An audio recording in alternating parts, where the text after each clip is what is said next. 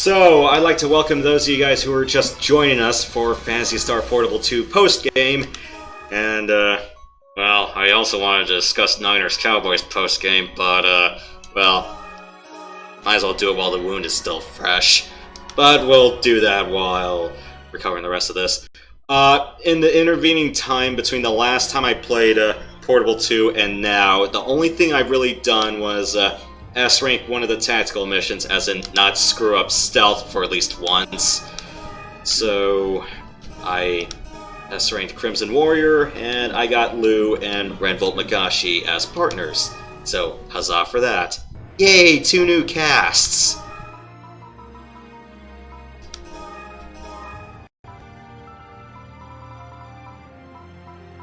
And then we might get a few more if I decide to make the jump over to Infinite.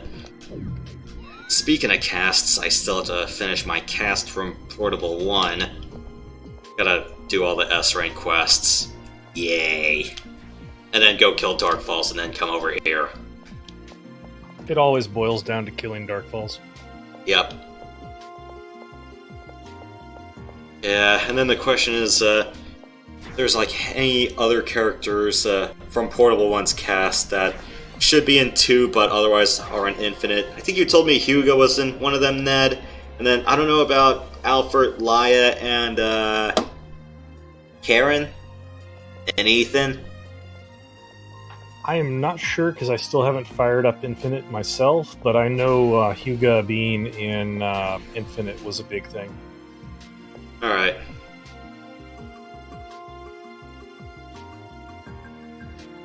The long short of it is now he has a Chuni syndrome.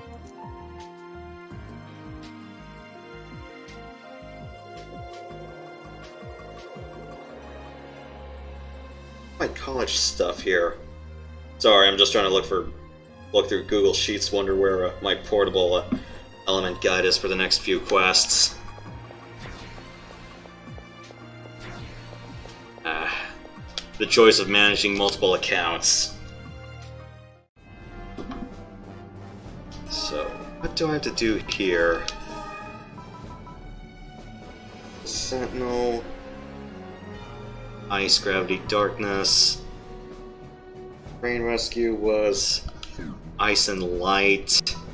Like I said, I haven't really ran through these quests yet. I've done them in Portable 1 because some of them are just blatant repeats. Yeah, a bunch of these are just repeated from Universe itself. Citadel of Sand. Okay, that one's new for me. Piece of Knowledge. Well, Boss is familiar, and oh god, those elemental shifting jellyfish. Where are they? Fish and Metroids? Dark Falls again. And big giant technically Dark Falls by the looks of it. And good Forgotten Castle with a bunch of Senos. Alright. Let's do the ones on Param first.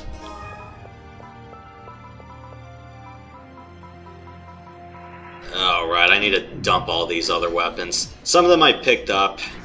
Then, how can I help? Turns out for S-ranking the Renvolt Magashi quest, it's like, yeah, go 3 for 3 on the terminals, then you go kill that giant sand mech, and then you find him in the middle of the desert, and then Amelia patches him up. And breaks the budget of the Guardian's R&D fund in its process.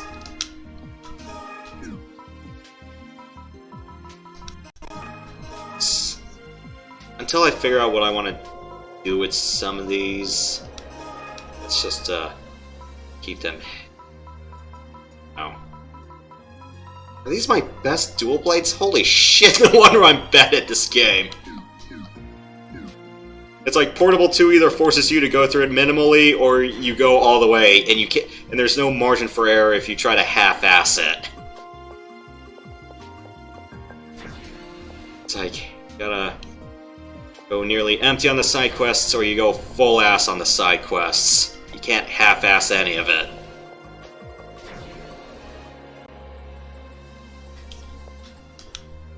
You are always welcome here. I will offer up a prayer in your name.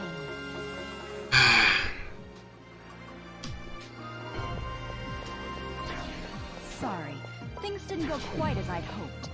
A little stat boost is better than nothing, especially for a cheap blessing.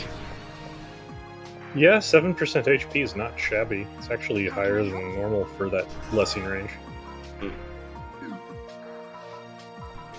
Shared storage. Put that there. What do I need for, Why can't I... No. Why isn't there, like, one where you could just sort by element?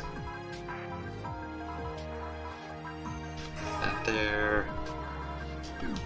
I forgot what I'm even committing to. Train Rescue's one of them.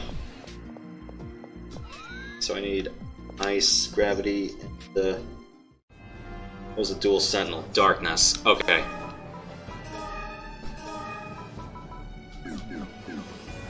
Although granted, I think the Twin Dragon himself doesn't actually have any particular elemental affinity. Okay, so dual sentinels. Ice. I need a better dark weapon. Straight up. Nice. Gravity. Darkness. That's good. And palette. Vote on art. Let's do... I really should also upgrade my discs as well. How can I help you?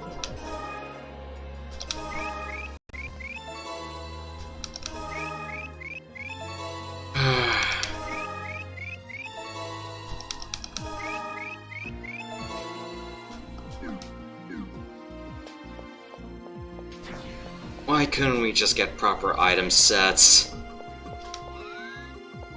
Oh, right. Restock on healing items and traps. I always keep forgetting to do that here. It would be nice if it was like automatic, or just walk up to the vendor and say, "Hey, refill me." Mm-hmm. Yeah, because I know, like in Monster Hunter, they always have, you know, your entire bank account, or your entire chest, and they go, "Okay, we can auto-forge anything you want as long as you have the items." Then, it's like, here, just come with your sets. Especially when you have to micromanage some gunner sets, and you're going, "Oh right, I need these bullets for this particular bowgun I'm bringing along." Okay, so... Big dual sentinels, so... Ice, gravity, darkness...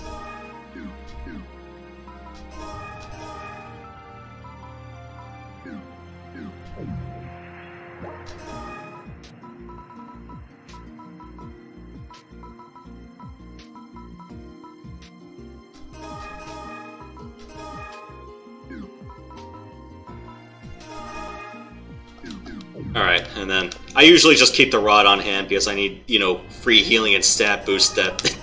I need to stop burning that stuff on items. It does make things so much cheaper. Yeah, it's like, every RPG, it's like, we have magic, use it.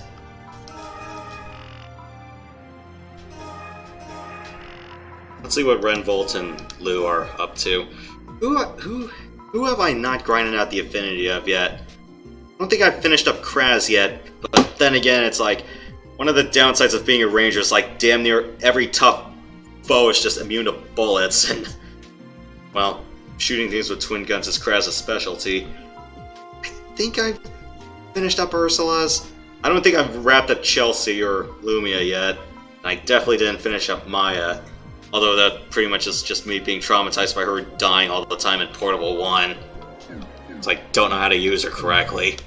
Or who can cover up for her.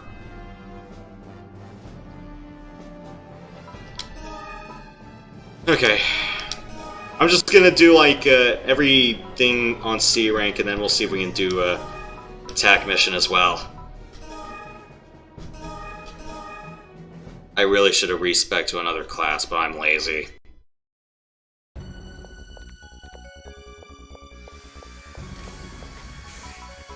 Oh, you clowns. Classes are overrated in this one anyway.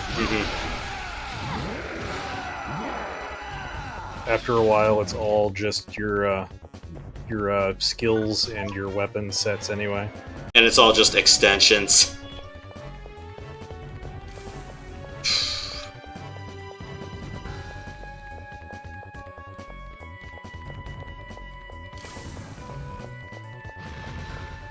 Hello.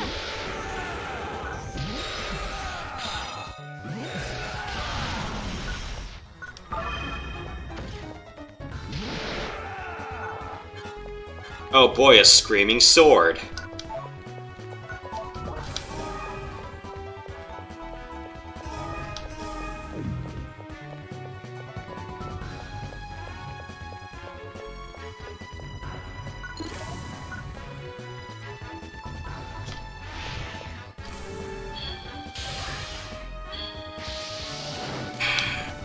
Stat boosting, why not?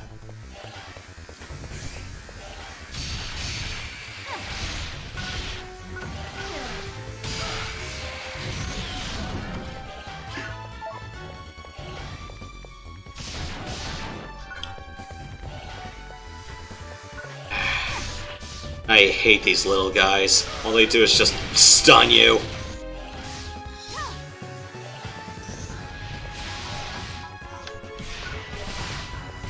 Swarms of mosquitoes are always bad. Well, not just those guys, but those little imp-like creatures that just cast grants on you. Oh, right.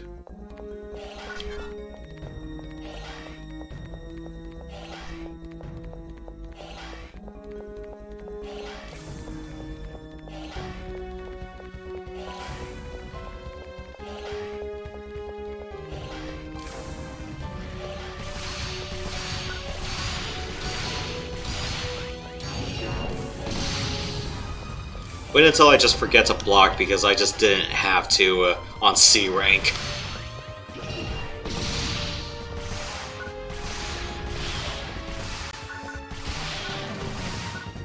Yeah, blocking's only mildly important. Yeah, one thing that's just really funny about all this is just how the photon point gauge in this game is just fixed unless you add some more, what the... Yeah. Me not Add playing the this... right support skills. Yeah.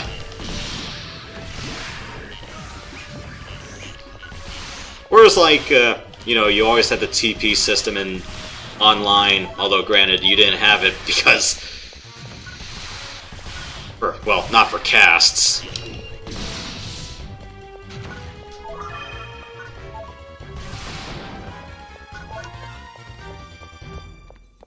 Yeah, casts just sat there and enjoyed their traps, while those of us with TP gauges got to cast Resta on them. Yeah, and equip trap visions manually that last for like 60 seconds. Or just remember from the format, or out of the 3 possible formats of the map where those traps are laid. Whereas like in Phantasy Star Zero, it's like the photon point gauge at least scaled with your character.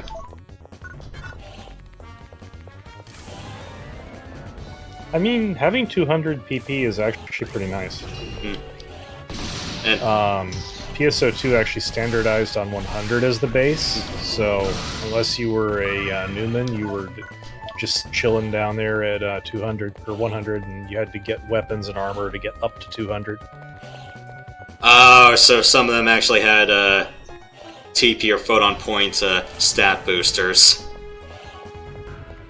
Yeah, equipment had random affixes on it, Diablo style, and you kind of just had to Frankenstein them together at the item lab, one awful gotcha pull at a time, until you had your awesome Uber gear.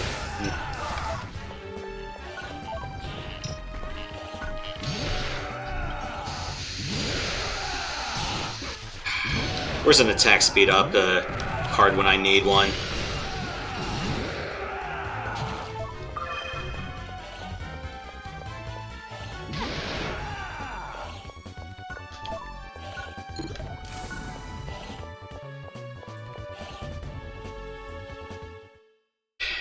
And the thing was, also, I remember in the original Phantasy Star Online, it's like you definitely had like slots that increased your TP, and then, well, then again, some of it I kind of felt was moot because when you had like mind slots attached, you know, they passively, you know, having your mind stat increased pretty much increased your tech point gauge anyway.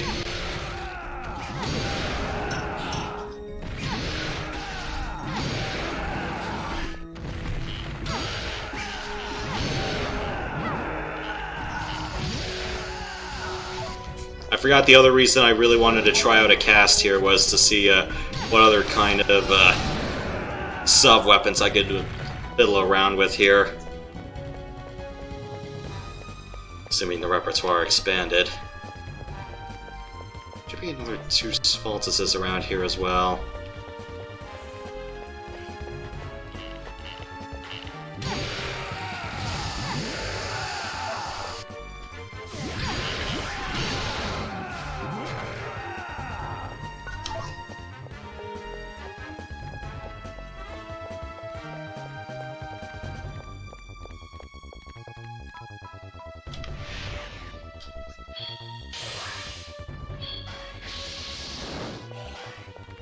Yeah, I gotta get more time with these characters.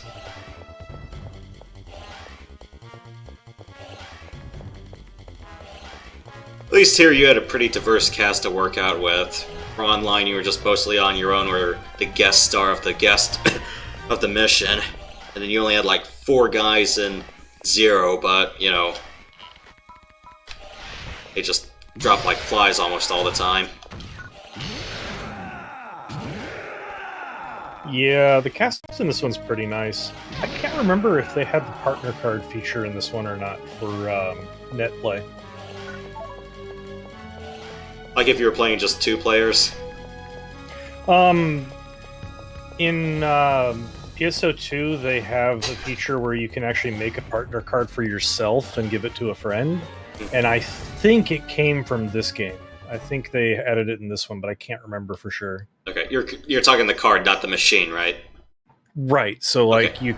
you could go join a friend in net play, and you could give them your partner card, and they could pull up your character as a partner in battle. Hmm. Oh, they gave... Or rather, a snapshot of it as it was the last time you saw each other. Oh, they actually gave this guy an element. I'm surprised. And I didn't have to do anything.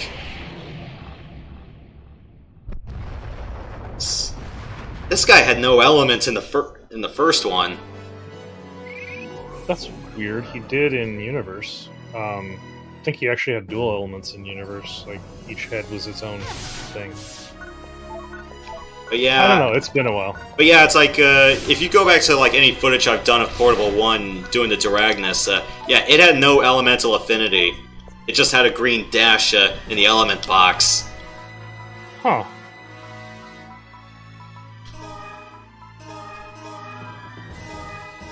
I should really cash some of these cards in.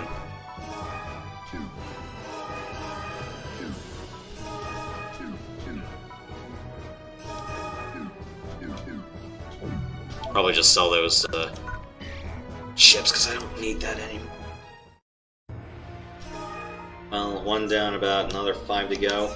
I just have to wonder what that TAC mission is going to be.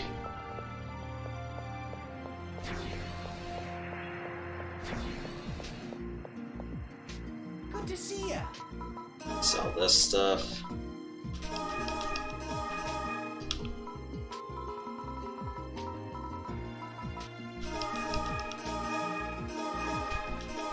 Sell those cards. At least you could do that here, unlike the first one.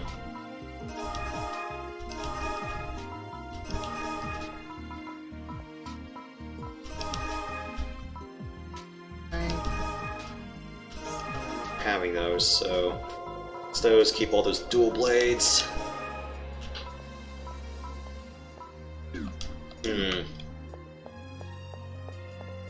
Alright.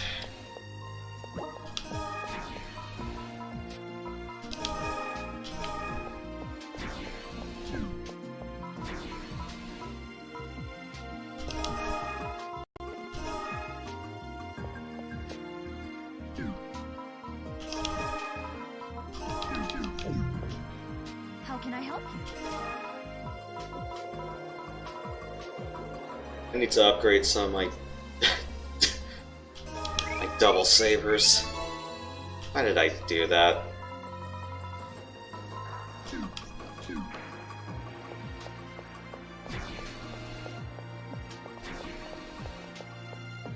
Usually what I did for the train mission was just shoot everything. I don't think I'm going to get the luxury of doing that here. You are always welcome here. I will offer Unless the up a machines trade here in are your name. sword-proof. Photon point cost reduction. I can live with that.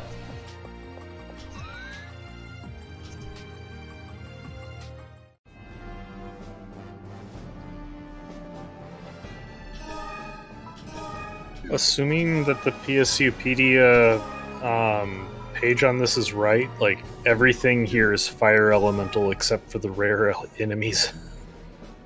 Because usually like the tentacles at the end were light unless they made them the fiery ones here.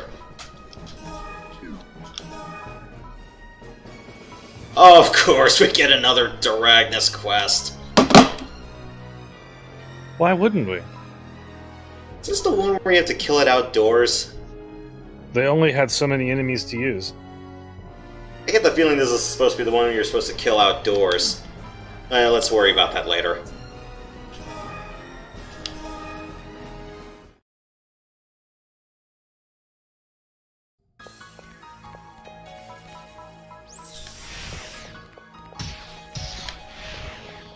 Alright. Ow.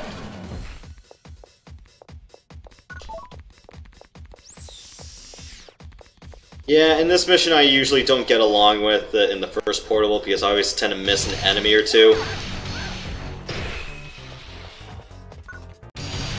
I'm just wondering, did I miss a room or something? And that always happens. Like, I'm always like, one or two foes short. I'm like, why am I always 30 points short of the S rank? Yeah, some of these stages were really mean with spawning enemies behind you after you advanced past a certain point. Or it's like you're just hoping that red door opens up and I'm going, did I miss a switch or something? Did you have to hit a box or blow up all the cargo? That sort of thing. Yep.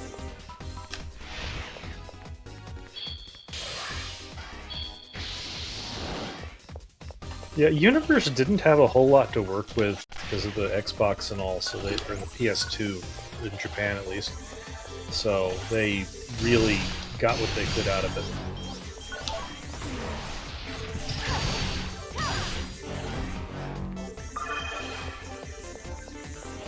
It's like, you're just wondering, they just could not fit enough in a 4.7 gig DVD. The limiting factor here was actually netcode. Ah. They didn't have a server half as good as NetMech.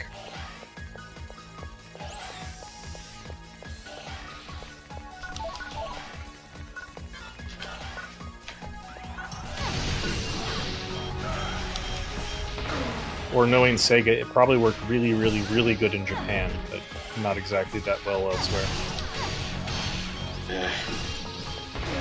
The entire debate of what works for a small infrastructure doesn't exactly work for a giant-ass continent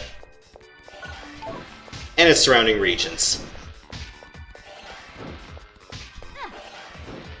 At least on the Xbox side of things, you had one global region, basically. So anything English language, like you could have players from Europe, players from California, and players from Australia all going to the same servers.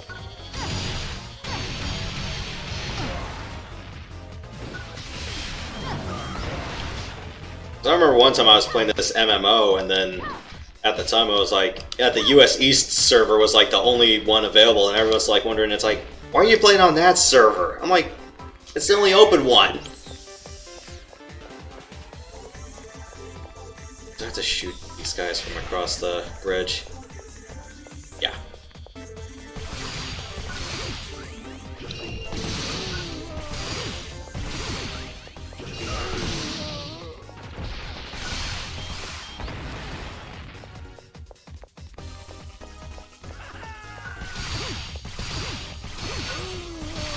Go back to The Legend of Zelda!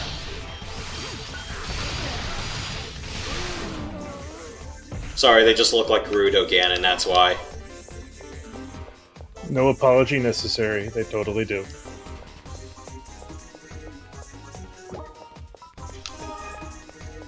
I missing a train car somewhere around here? Of course, I have to go all the way back and then... Those are the guys that usually spawn right beneath the crates. I hope.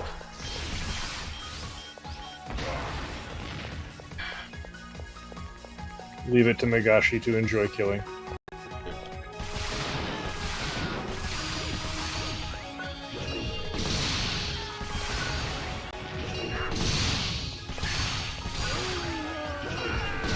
Is it just me, or for being a ranger, for just shooting things, it's just charge shots or bust? Yep.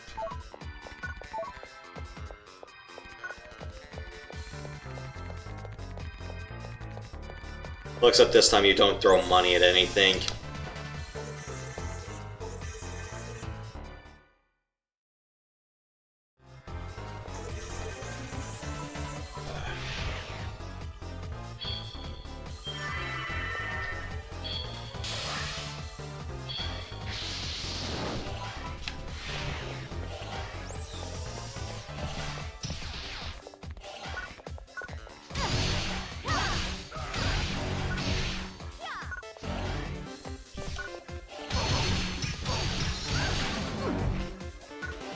And of course our partner machine is just whacking everything with a frying pan.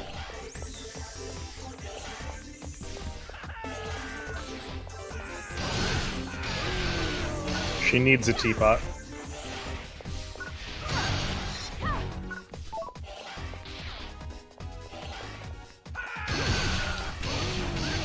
remember there was a watering pot in Zero, I just don't remember if ever unlocking the teapot ever. In any installment.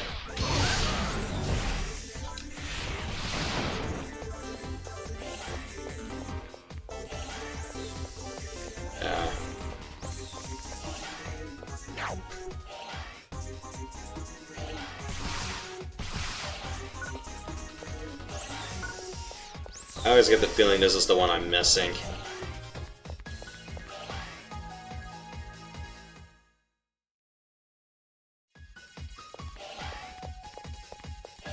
Of course, the healing pad's here before all the machines.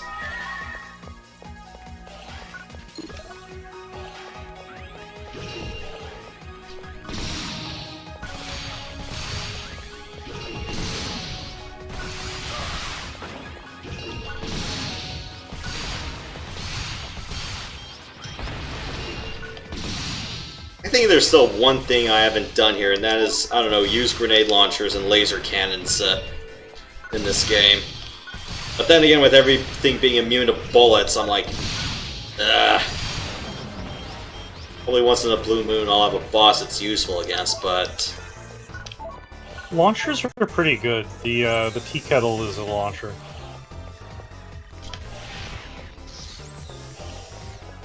There's one launcher PA that deals damage to you, and along with like the 10% damage to you that you do to the enemy type thing, and you can end up needing a substantial amount of healing as much damage as you put out. Like I said, again, for this quest, I never can find those last lousy few enemies. Yeah, it's a really weird one. I didn't realize I didn't have escaped all this whole time. Oh, right, final boss. Massive area killer stuff.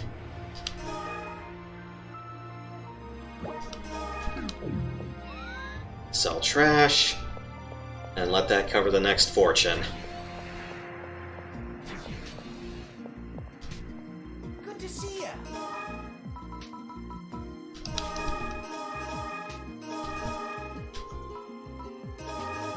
And given like the emphasis on blocking, I don't do what I do in Portable 1 anymore, which is have a handgun or something in the offhand and have a blade in the other.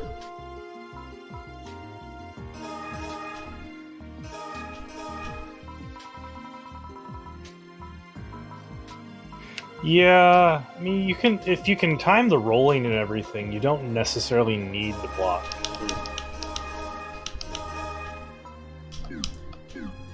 Like, there's a few spots like that one obnoxious AoE sun attack in the last battle, but for the most part, you can get by perfectly fine with rolling. Good to see ya. I think I just got into the line of fire a bit too much.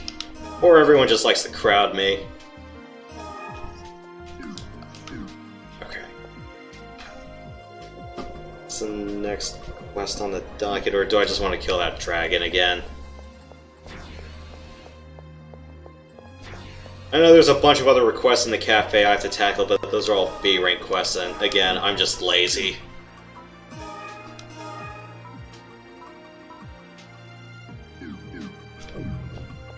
Okay, one VR room request. You are always welcome here.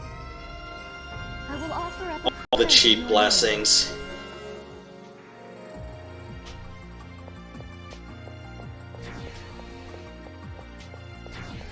Health plus 5. Not gonna complain. Alright, type extension.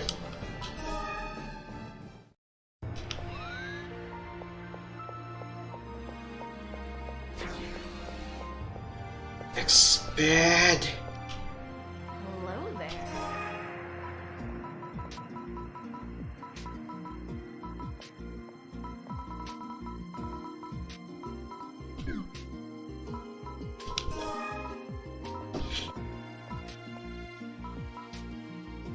Get access that often for whatever reason.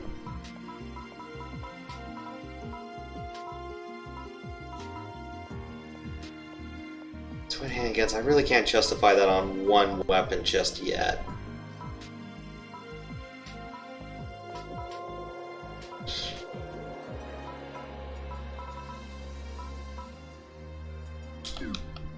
As much as I like using knuckles, do I even have any good knuckles at this point?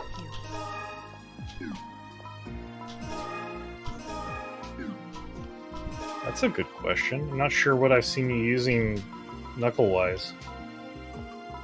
Usually I do those for like really tough customers or like real bad single foes.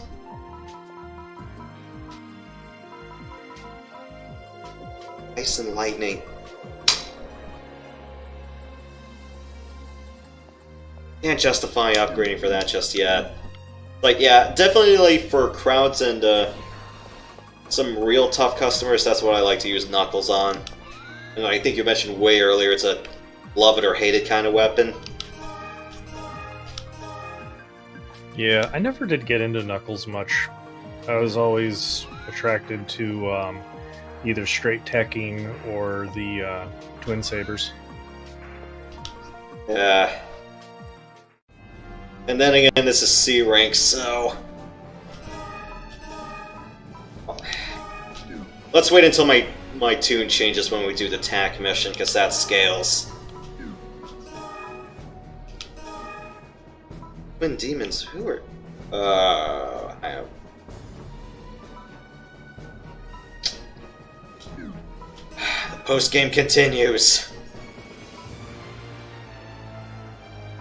Let's see what Duel in the Ruins has. And usually on Perum, it's like almost everything is like... Gravity or Ice Week. I guess that's the general consensus. No, not consensus. At least that's the general gist of what I got from the planet, at least in Portable 1. And then, like, New Days, it's like Fire, Ice, Darkness. I kind of forgot what Motu has. I think almost everything was weak against Lightning there. Most numerous foes you'd see are... Looking at the PSUpedia or PSUpedia site, Moatube is like half and half on fire and earth elementals. So yeah, ice and lightning.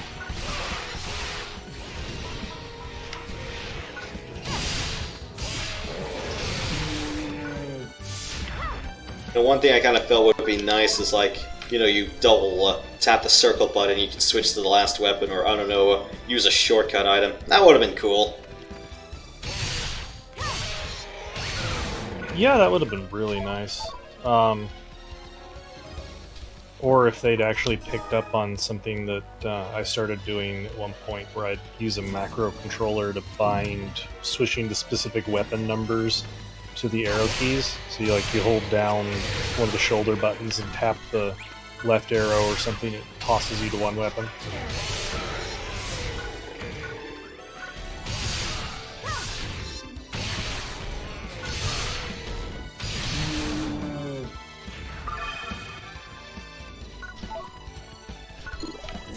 Don't tell me this is one where it's gonna tell me, oh, by the way, you took the wrong path. I'm seeing... Huh. There should only be one path through this stage. Yeah, I'm just wondering why that blue arrow is there.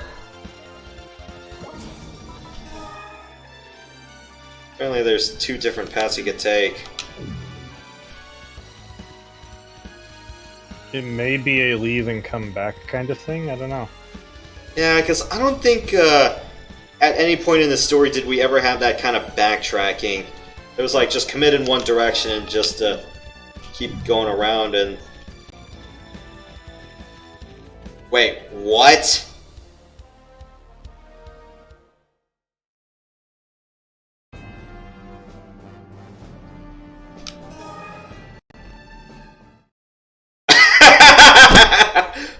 Wow!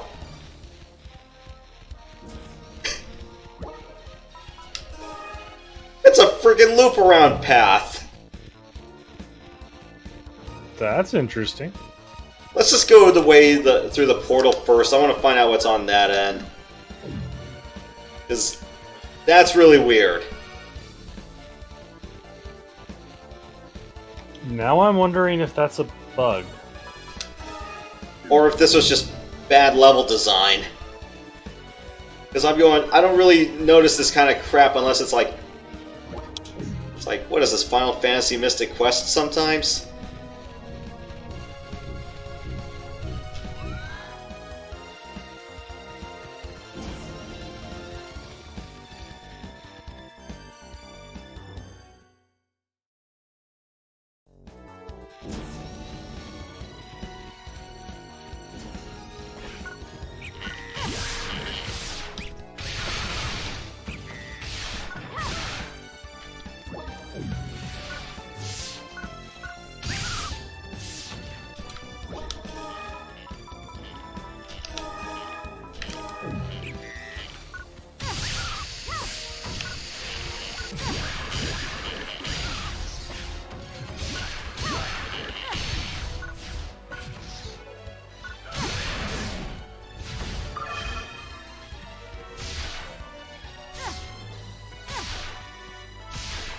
These hay bales take so long to disintegrate.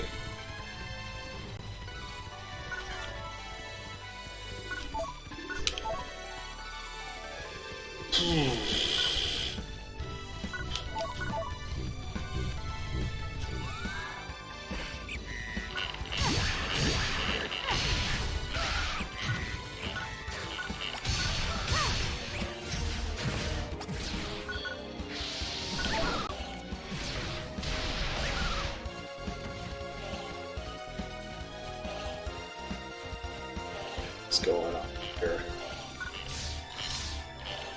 You know what, I'm probably not going to care about S ranking this because I'm just wondering about just too much of the map shenanigans to even care.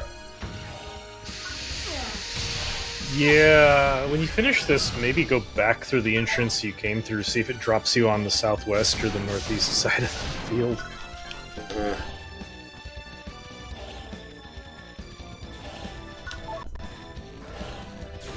This isn't our target. And I got paralyzed. Thanks a lot. Kind of noticed, like, in these 2 installments, you just get paralyzed a boatload. At least a bunch of status effects on you. Yeah, this is...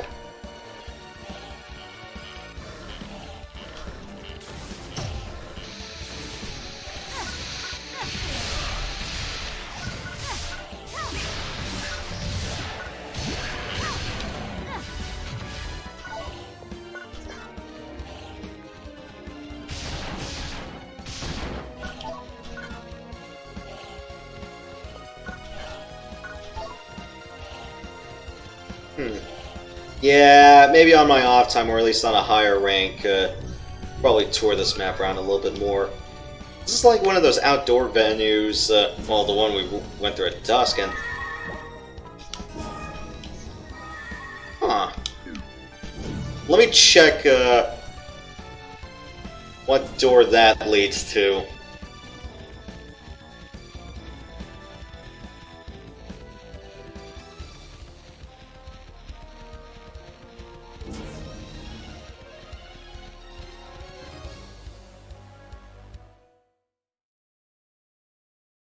Okay, yep, apparently both of these lead to the same place. Just warp patch shenanigans. Should probably also change my character's outfit.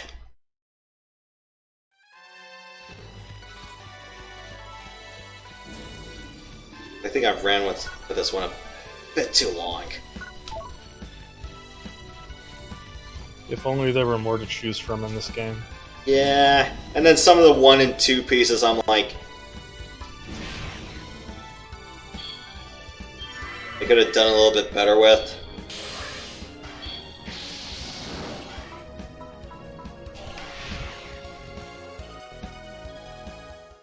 I was also thinking of just changing outfits, so like to a 1 or 2 piece, so at least I don't eat inventory space.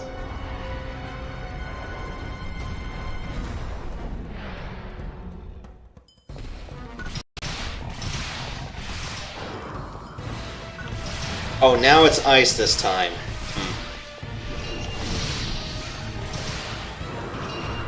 Aim for the head. Okay, done.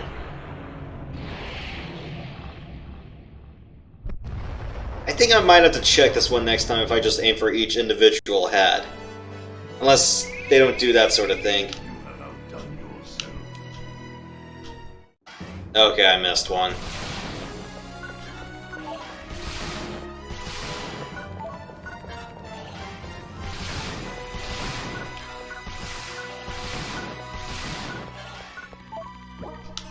Let's just go send these out.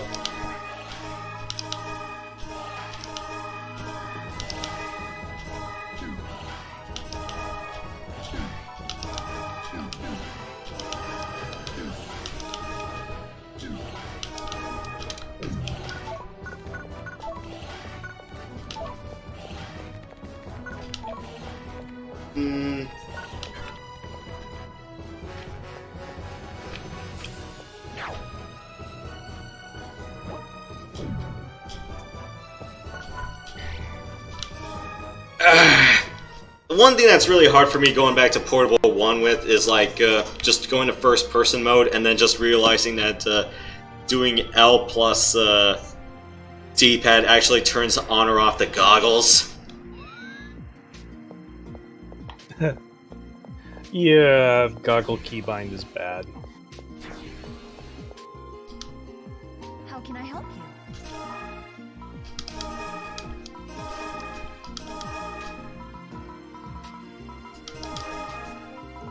I forget, can you use goggles in the Little Wing area?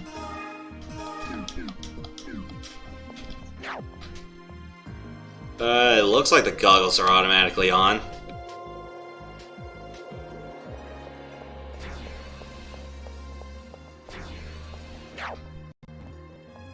Because you get the goggle outline on the HUD.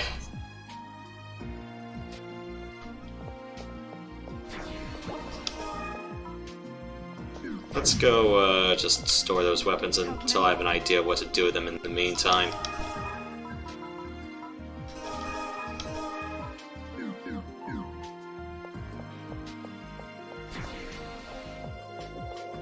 Oh, right, and decorations. Still should probably give my room a makeover. Can I help you?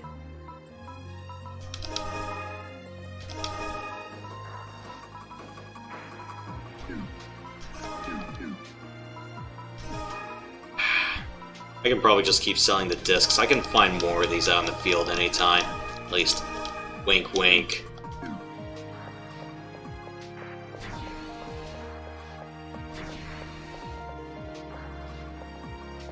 All in accordance to the will of RNG.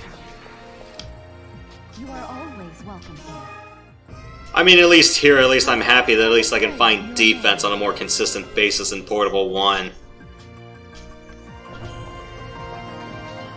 Your prayers have brought you a ray of good luck.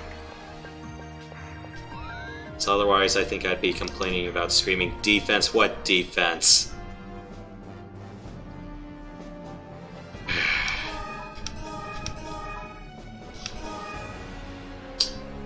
I don't know what this one is. Let's give that a whirl later. Any idea what Citadel of Sand is supposed to be?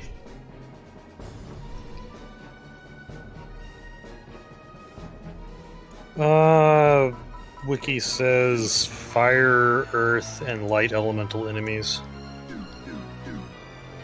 I got... Sorry. Looks like, Why do I have 2 lightning twin blades in my pack when I only need 1? I think I just panicked for some reason. How can I help you?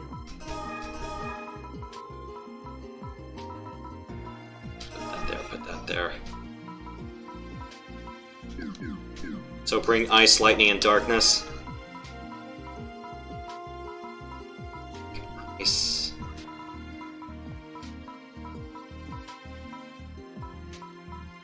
I don't really have any other good lightning weapons, like, at all. Either that or I just keep my stuff just way too, nuts and out the wazoo. How can I help you?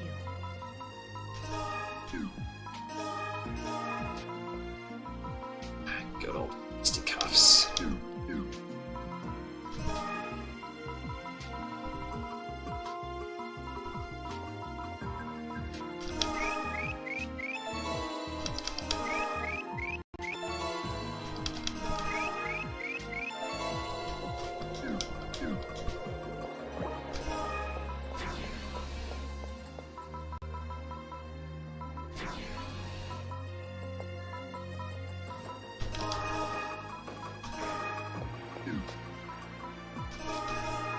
yeah, this is a bunch of natives and Stateria types.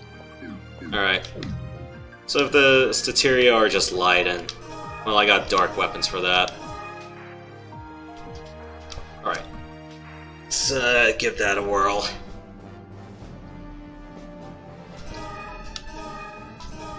O-Tube, Citadel of Sand.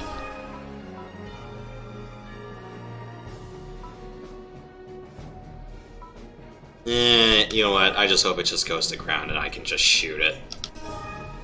Well, it's C-rank anyway. I don't care. The Great Equalizer, C rank. Mm-hmm.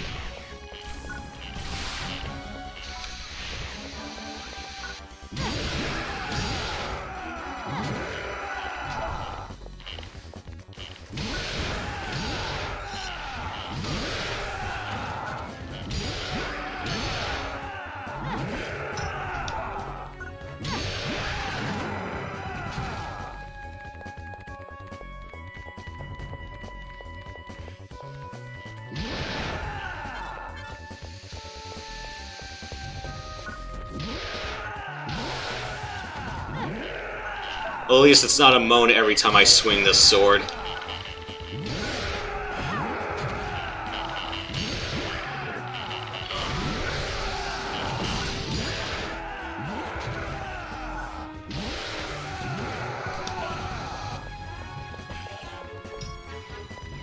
I blocked too late, I can tell by the dink sound.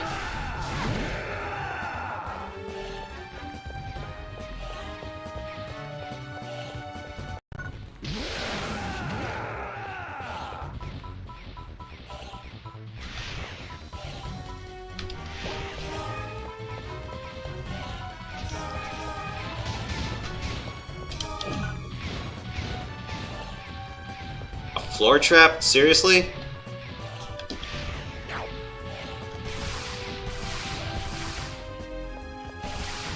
Oh, that's new.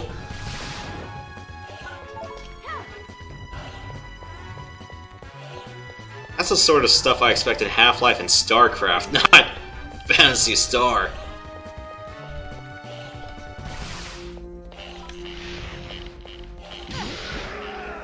And yet, here it is. Yeah, because if there's one part of Half-Life 2 that I do not like, it wasn't Anti-Citizen one, it was Follow Freeman, where you have these floor traps and you have to roll a grenade under the panel to hit the gun, and I'm going, dear grenade physics, stop being fucky for 5 seconds. And the grenades are the cylindrical type, you know, like what smoke grenades, flashbangs, and high explosives look like. Those kinds of grenades. Miniature barrels. Yeah. Unlike fragmentation, which is just like a whole oval.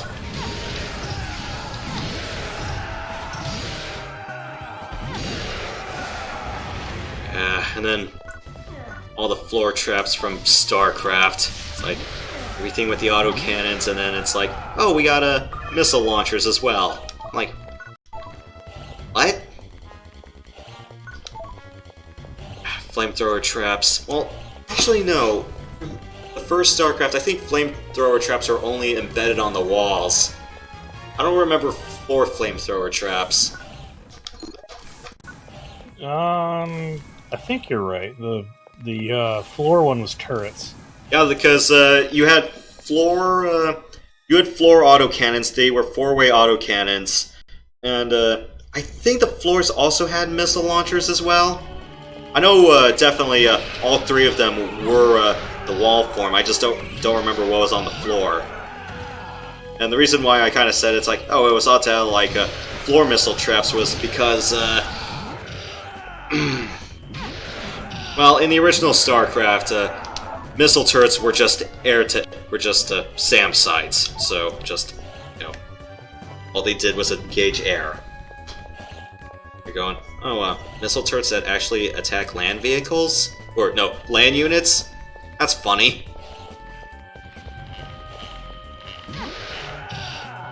Whereas photon cannons shot at everything.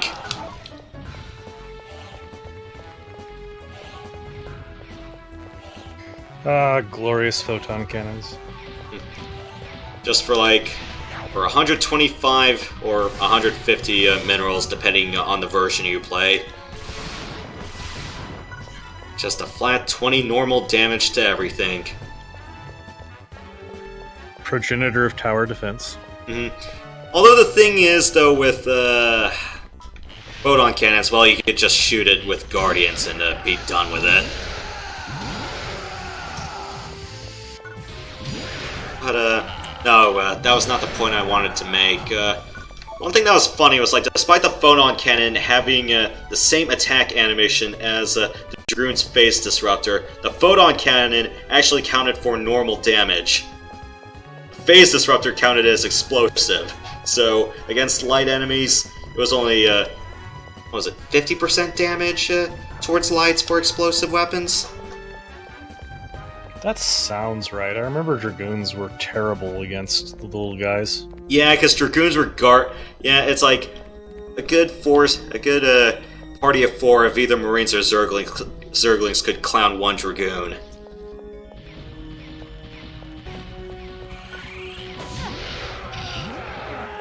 And this is even with range and closure stuff in effect.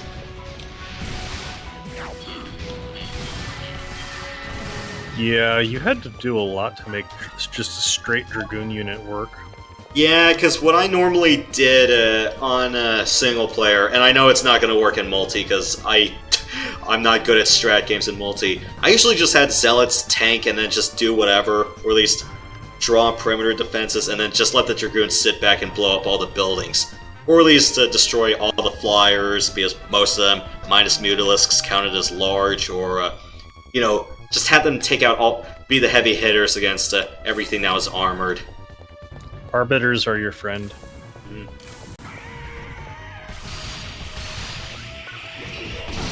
Yeah, too bad you only got to use them for like 1 or 2 missions in the campaigns.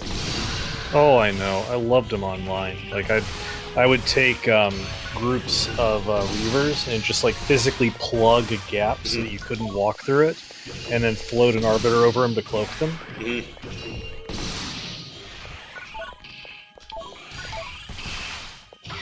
The pathfinding AI would know that they were there, so it wouldn't attempt to walk down that unit unless it was the only way to get to that location, and then it would kind of just stop and then start doing a circling routine, and it would just chill the perfect distance for the Scarabs to not splash the Reavers with their own attack.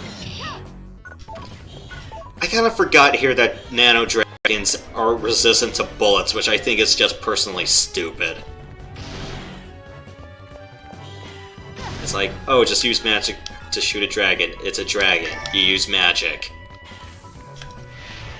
Of course. Cough, cough, cough, cough.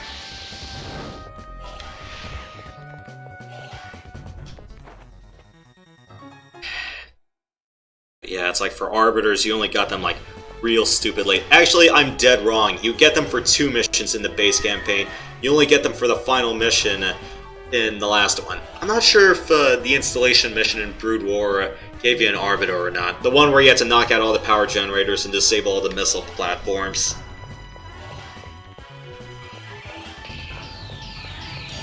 But again, I know for the Protoss on Protoss mission in Brood War, you did not get an Arbiter. Because it's like, nope, you don't get Arbiters or High Templar for this one. Sorry. Here's a Dark Archon. Yeah, that was dumb.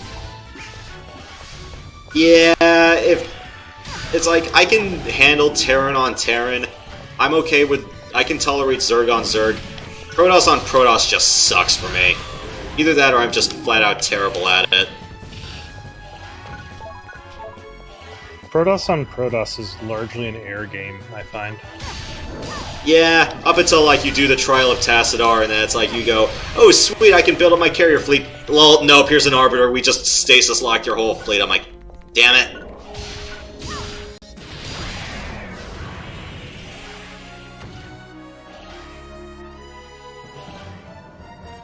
Yeah, Stasis Lock was not actually that useful. Like, I didn't like it because it locked you out of using Recall.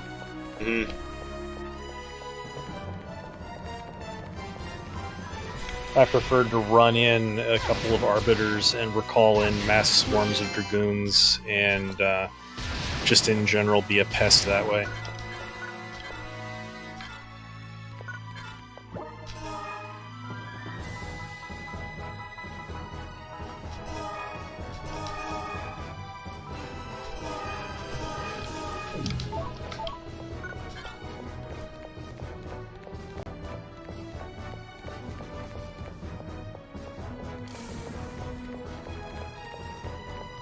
Yeah, whereas like for Terran, the tech tree was pretty much available for you for like, I don't know, 60% of the way in. Definitely for Brood War, it's like, for Terran on Terran, it's like, well, minus the Valkyrie, but then again, I don't really like using the Valkyrie for air superiority anyways.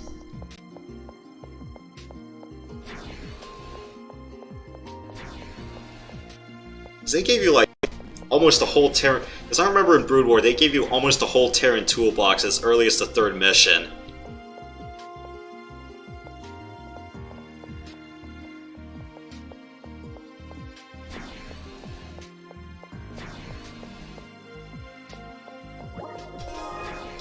Okay, what's the next one?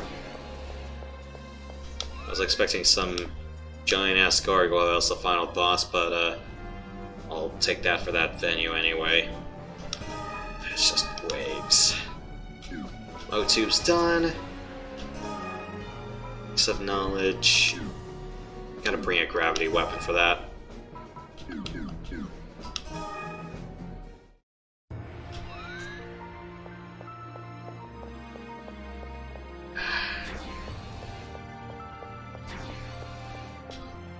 How can I help you?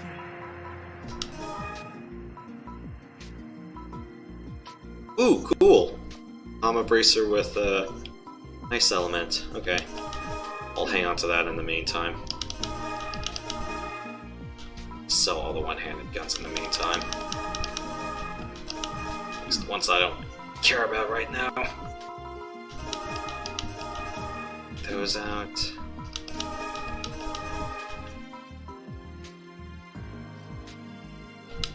Did I learn that one yet?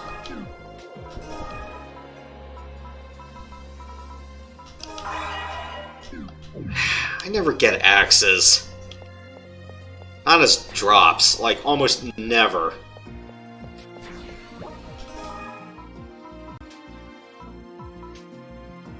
I think that changes in Infinity. Yeah, because I remember, like, in Portable 1, it's at least for me, it's like, despite me getting shafted with defense drops, at least I got a pretty diverse load of weapons. But yeah, here it's just like, what don't I really ever get? Hello there. Well, drops are determined by what class you have when you're out fighting, so it may just be you need to farm some as a different class. Yeah, it's like, I can understand not getting crossbows or cards, because those are more like force, right? But yeah, it's like despite being a vanguard or a hunter, I almost never get axes. I know there aren't that many of them.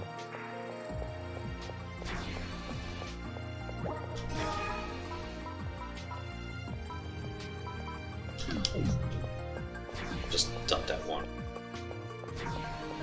Alright. How can I help you?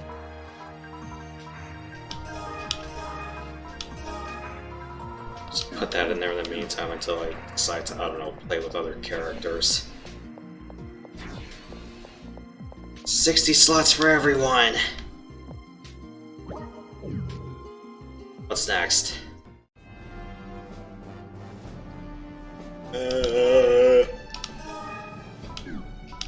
Open missions, new days. Some knowledge. I need gravity for the boss. Bring whatever else. Okay.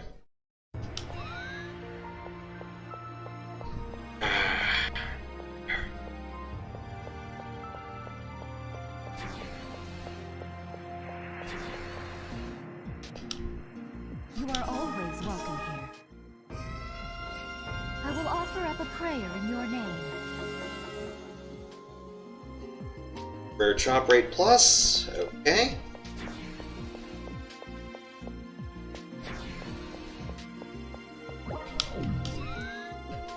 Save first.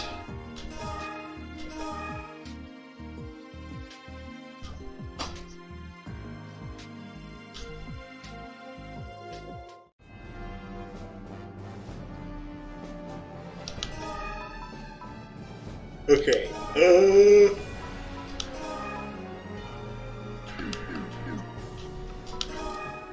Knowing how New Days usually works, it's usually a combination of fire, ice, and darkness.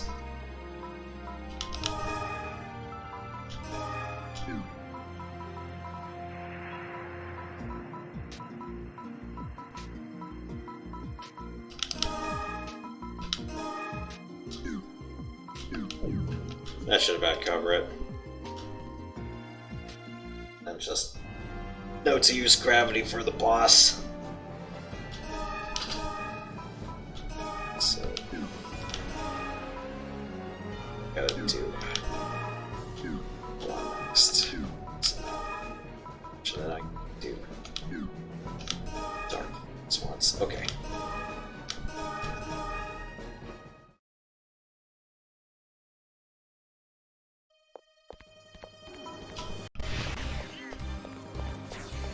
Wow, okay.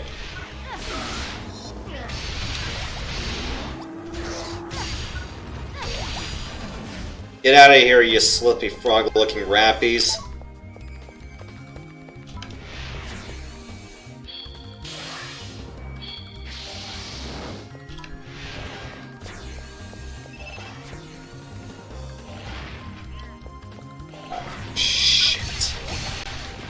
I see why you haven't gotten any axes. They require higher level enemies. Alright. Yeah, They start at level 75 drops, it looks like. Gotta be kidding me.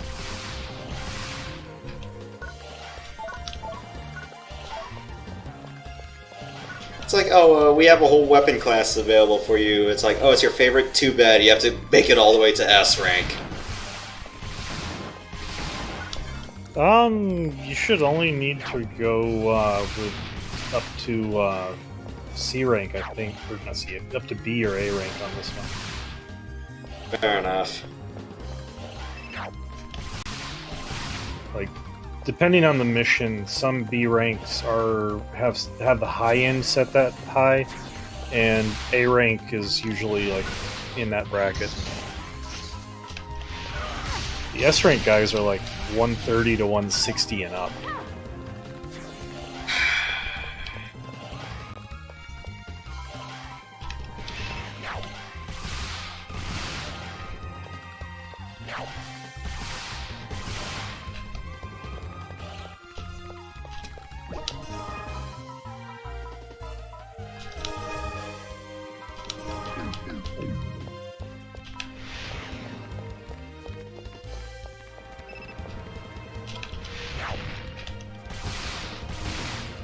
My earlier statement about liking quick swap still applies.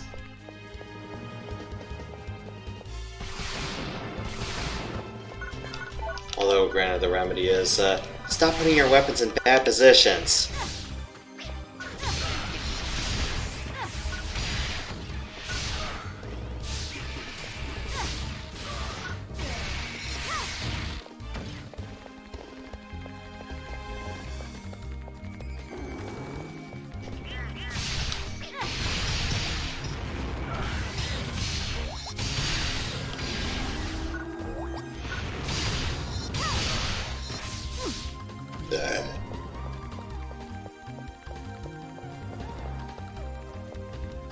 Oh crap, I can smell the ramen I ate.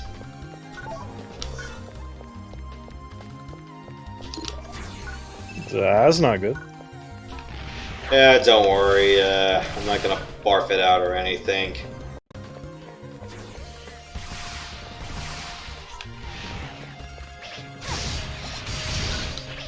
I really wanted to barf that out. I probably would have done it during the Niners-Cowboys game earlier today. That game gave me a freaking heart attack. It's like, flags! Flags everywhere! And then just a bunch of rather ill-timed stuff for me that's screaming, COWARDS! To the television.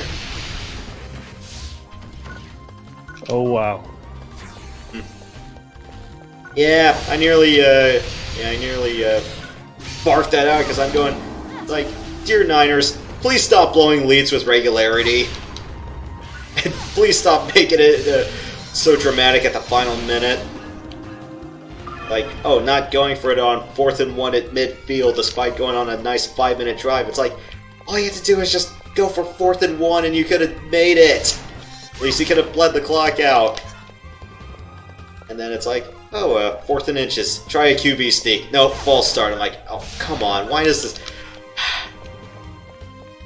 Why do games have to be so difficult to watch sometimes?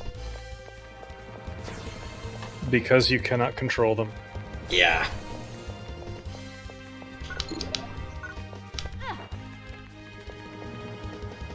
That's why I never did get into the whole sports ball thing. Like, I just got too angry watching. It's like, you know, I have these games with controllers that I can affect.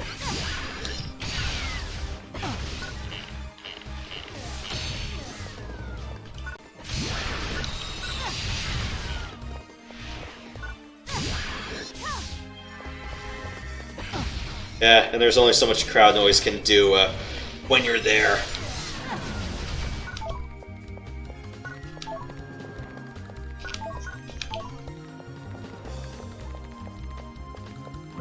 Yeah, I don't think I've gotten to the point about raging out to the point where I have to punch a hole in the wall. I think the worst I've ever gone was just breaking a wine glass. Bad enough, I suppose. Ow.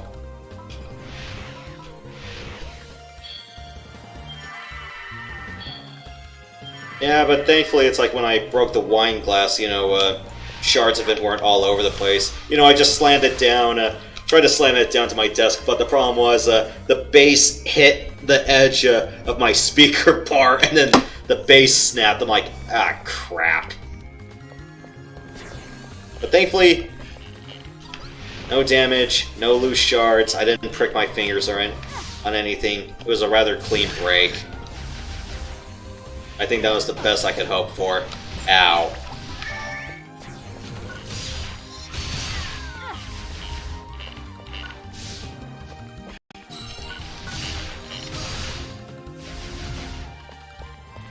If there was anything I'm gonna scream, it was just like, go for it on 4th and 1, you cowards!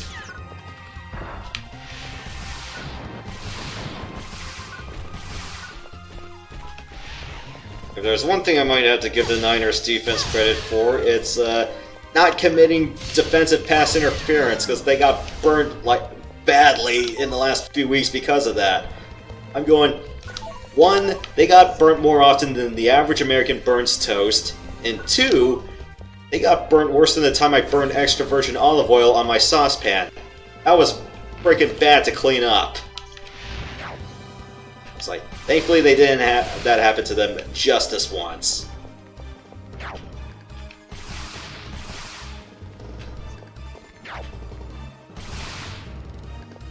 But yeah, there was just a bunch of flags everywhere, and the Cowboys kept shooting themselves in the foot. I'm like, okay, but still.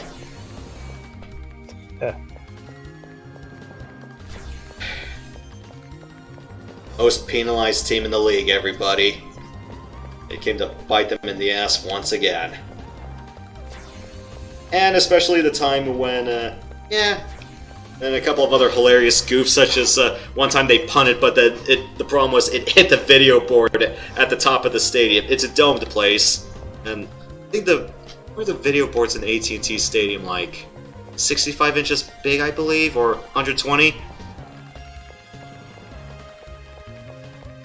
Yeah, and then the last hilarious moment was the Cowboys made a pass over the middle. They tried to set up, but then one of the referees tried to reset the ball, but they collided with Dallas's quarterback. Such a fitting end.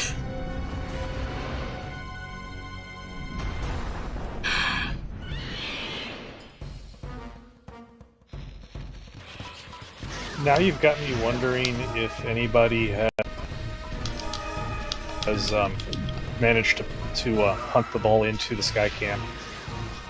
It's happened a few times in college. I don't remember seeing it happen in the pro level, but there were a few incidents of that happening.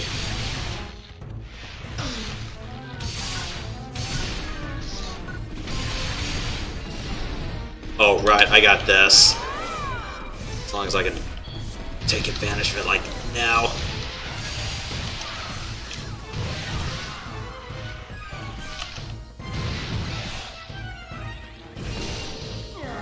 But yeah, sometimes you've had a few punts or passes hit the sky cam.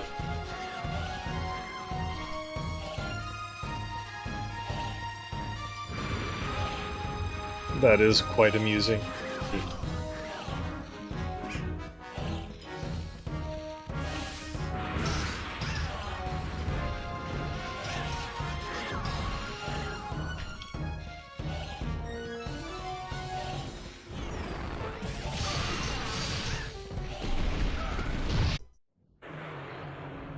Makes me wish Beasts actually had like a sling or some other attack to do from range, but well, that's what you have to cast sub-weapons for, right?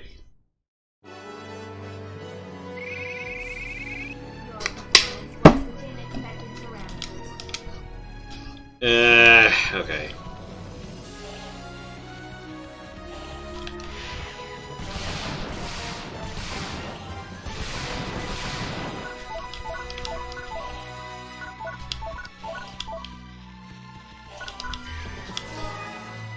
Okay. That one's out.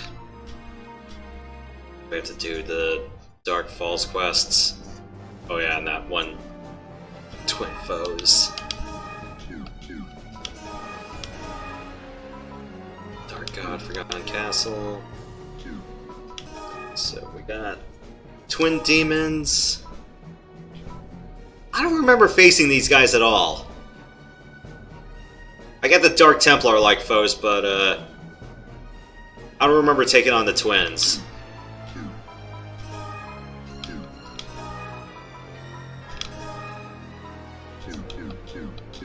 Seabed Lab is the new one of the new Portable 2 zones, so it should be original to this one. As in the venue or the enemies? Because I know. Yeah, the venue. Because I thought we did the seabed, you know, as the very first mission. Yeah. They were showing off seabed right at the front of the game because it was the new area. It's just the enemies I'm not familiar with, other than those Dark Templar-like foes, and I've already talked about those last time. Especially like how they were implemented in EP4.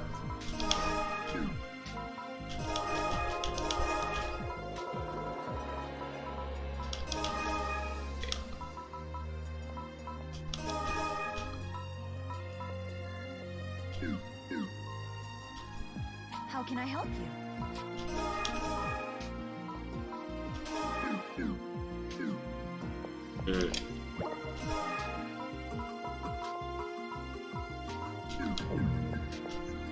How can I help you?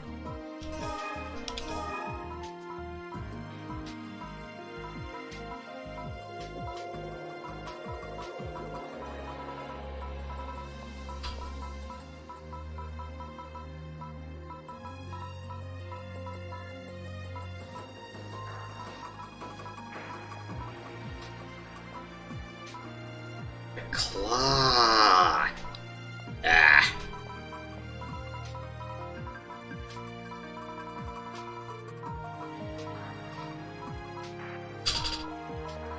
I really need to start selling all my trash.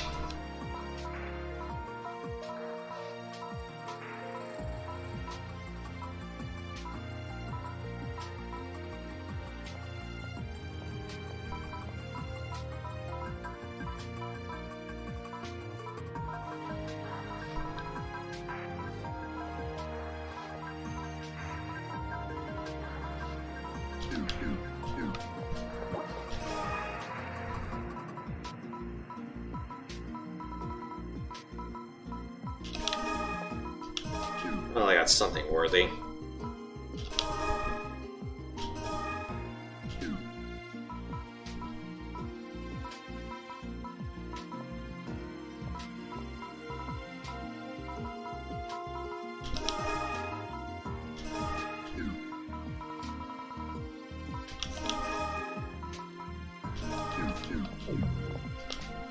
How can I help you?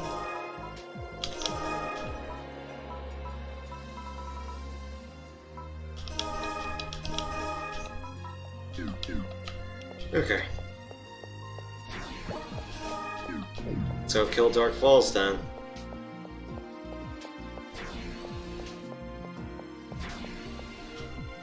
You are always welcome here. I will offer up a Still, for prayer sub in 90 your minutes, I think I'm doing well.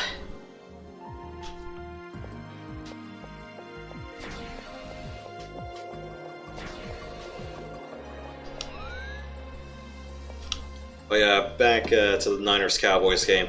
Like, yeah, I'm happy they won, but I felt it kind of came at too high a price. Their best defender ended up getting concussed in a friendly fire incident, and their next best defender ended up rolling over his ankle. We were all going, oh shit, he did not tear his ACL, did he? Thankfully that didn't happen. Thankfully.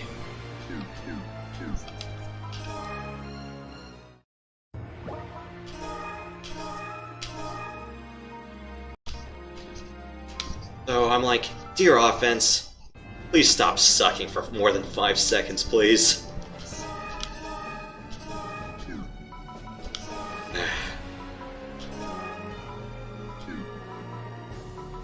It's football. Either they're terrible or they're making amazing plays with no in between, it seems like. Yeah. And also, it's football. Everyone gets hurt. It's just a question of who is the least hurt.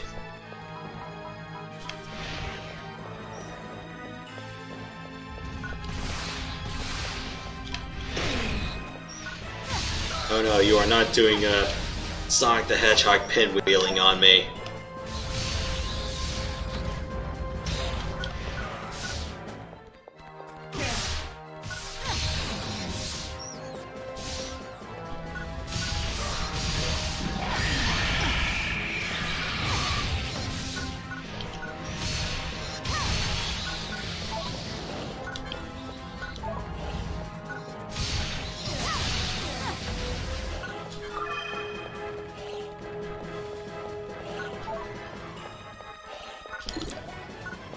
Alright.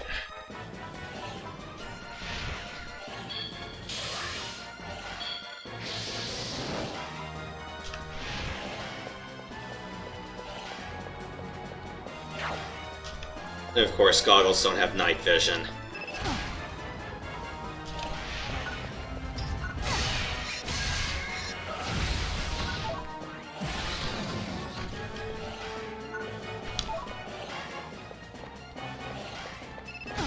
Yeah.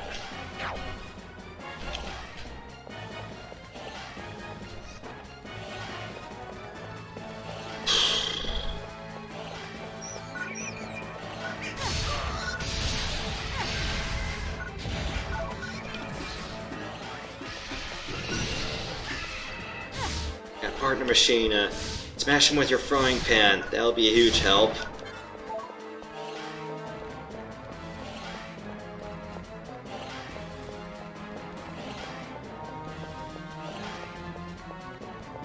Tell me I need a sniper rifle to shoot these boxes.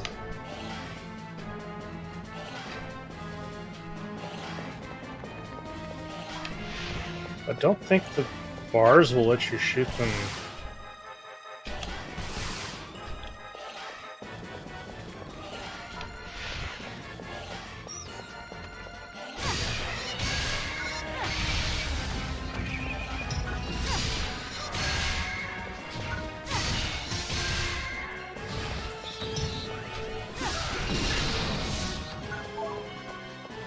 Okay, these should be up now.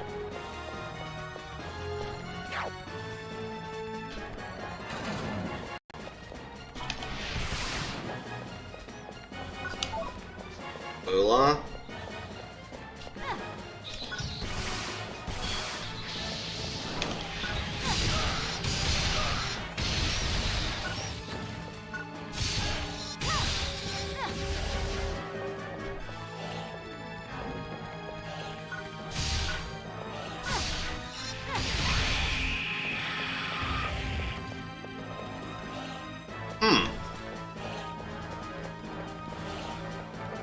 Am I missing something?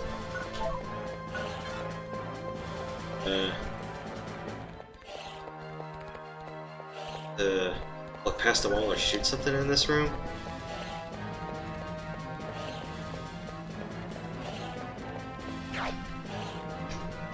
Doesn't look like it.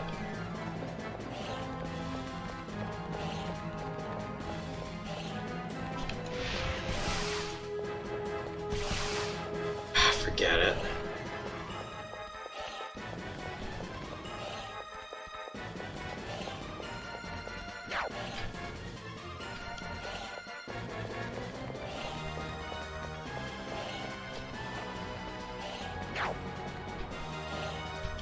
Let's move on.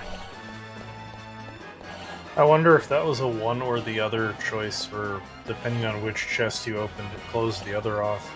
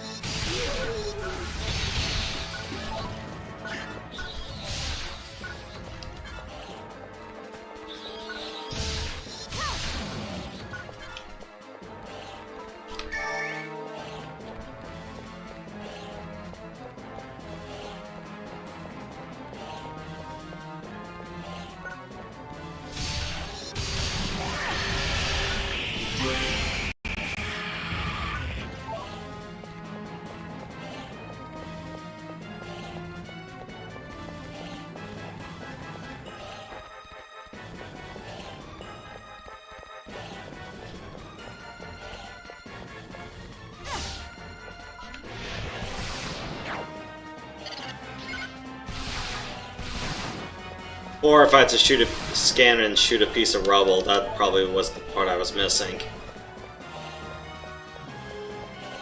Right, there was that big pile in the room.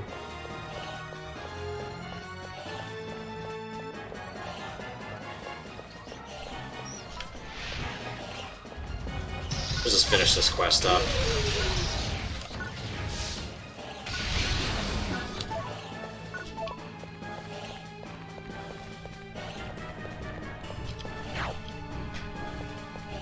Creepy face door. Okay.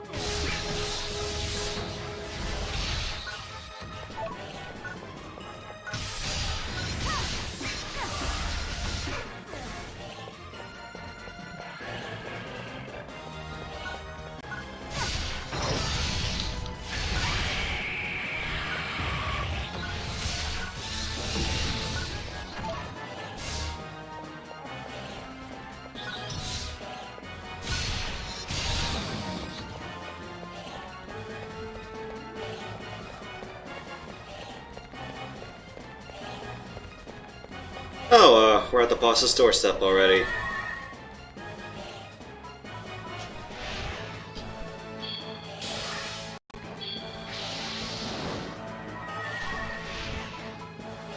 So much for portable handheld adventures.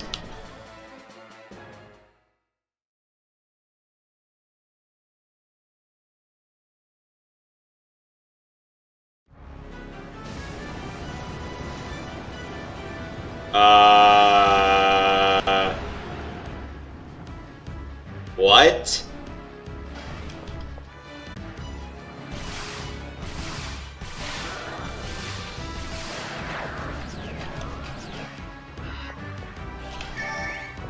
Is that the rare version of Dark Falls?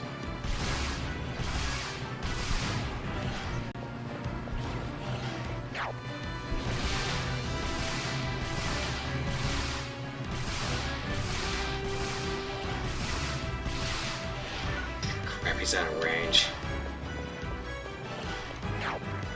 Or is this the one that was specifically meant for this mission iteration?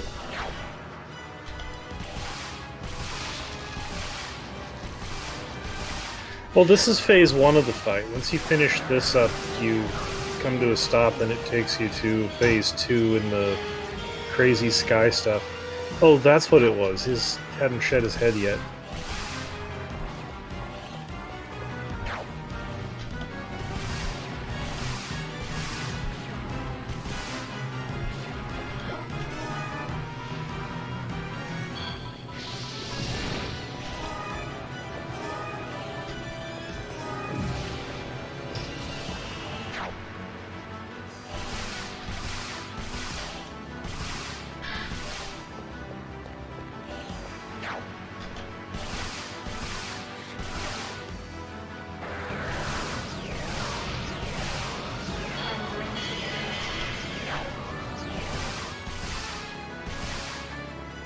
Hold still and let me shoot you.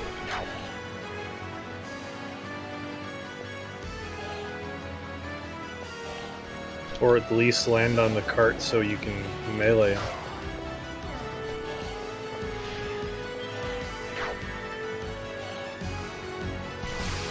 I always hated these fights. Yeah, it's like I didn't mind it in the first one, but then again, perks of being a ranger. Or hitting the wall.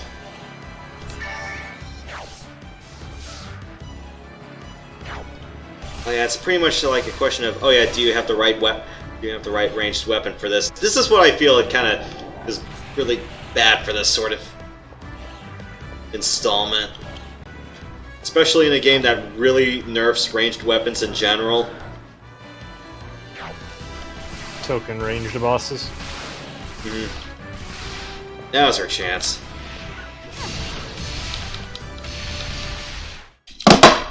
And of course, well, it's C rank, but still. I'm kinda pissed that this is what it boils down to.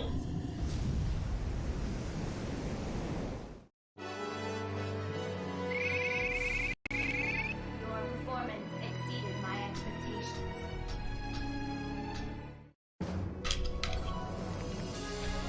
So what's the end of the ride?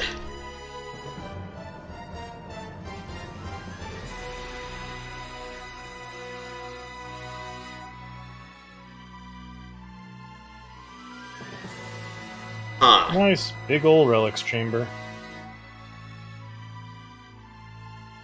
With a skyward beam to boot.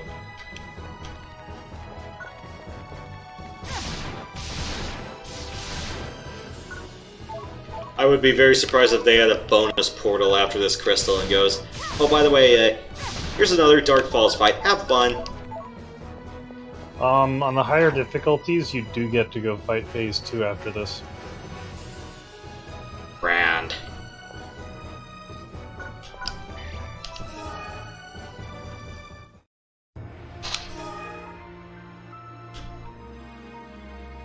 Okay. What's next after this?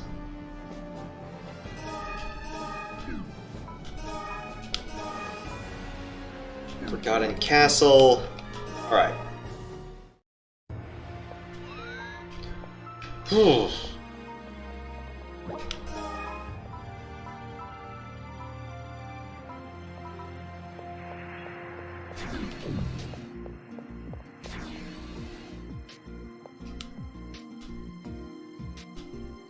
How can I help you? Take that out. Nope. Nope. I'll keep that. I really like using spears sometimes. Although granted, C ranking that VR Forest Quest kind of horribly has made me rethink my stance on them.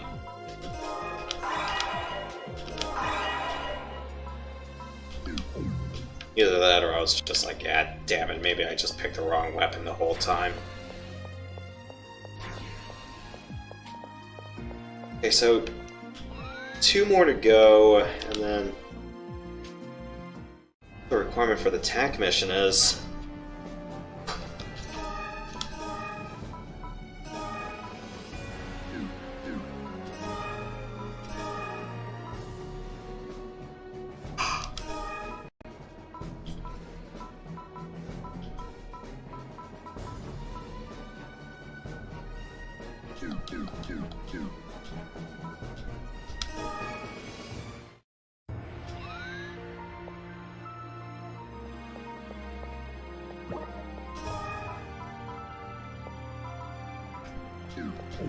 Alright, just sell those 2. Just keep those in storage until I figure what to do with them. How can I help you?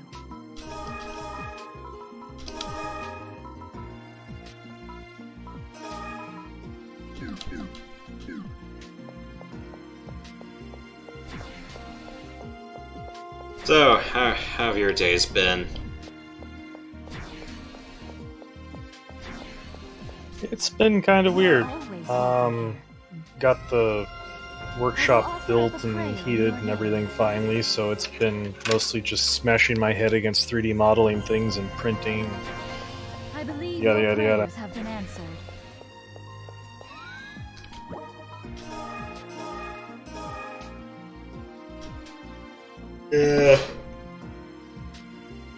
Got a lot of stuff to actually build to house all the tools out there, so...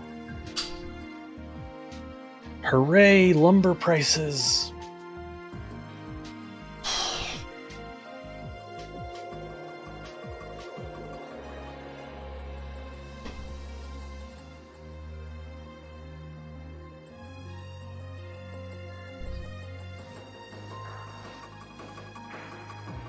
I think I showed you the desert area that NGS added.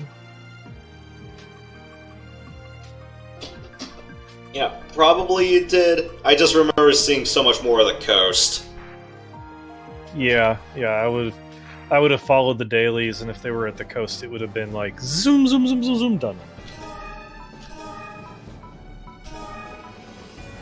Okay, let's go castle crashing. Yeah, they added the desert in like a month ago. Now I guess it was, and it's been amazing how quickly that content went by. Ah, yes. The ever-growing demand. Fresh content. Only for it to age like milk.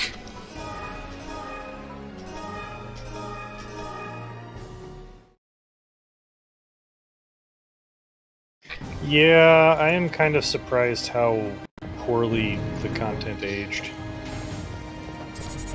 Like, I didn't expect it to last all that long, but it was still faster than I really wanted it to go by.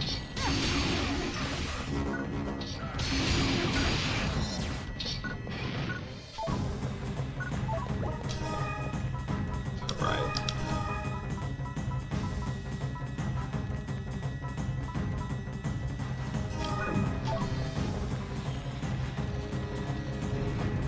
Time to solve this through some good old fisticuffs.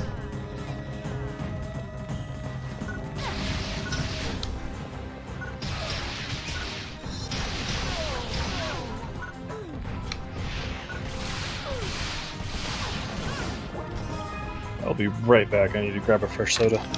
Okay. I'll be here.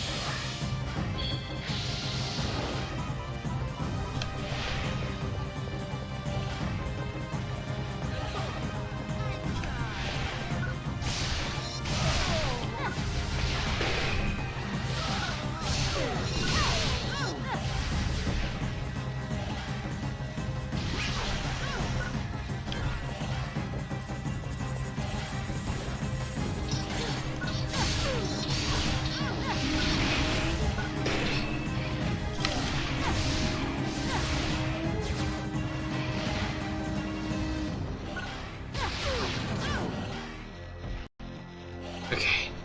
Next.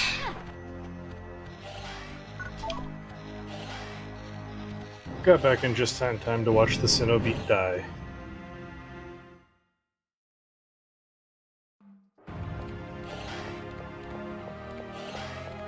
I'm just wondering if this castle is supposed to have, like, death traps as advertised. Of course it does. It's a Japanese castle. Why would it not have death traps? Or, in the words of Scrooge McDuck, even the most basic of death traps still has the word death in it.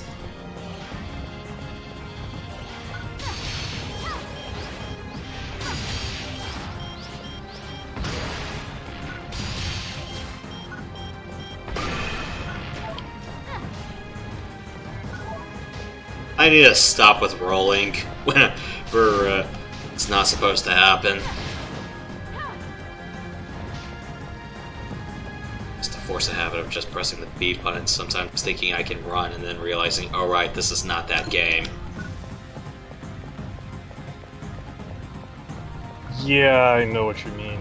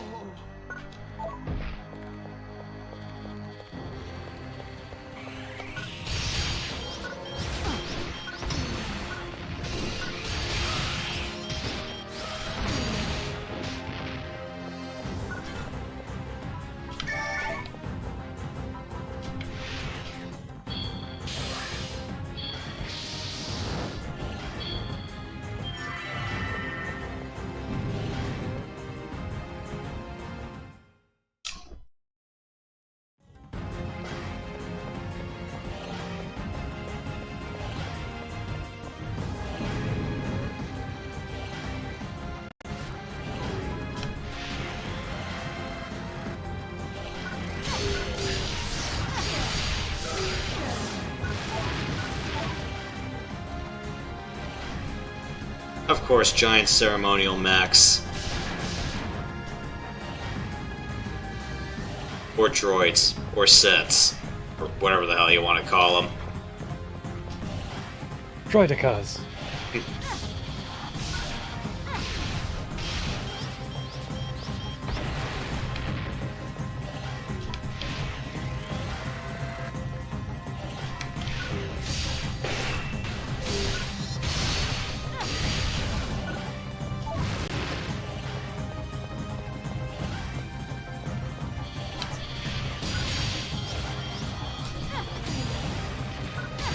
I appreciate how those things look like they belong in Phantasy Star 2.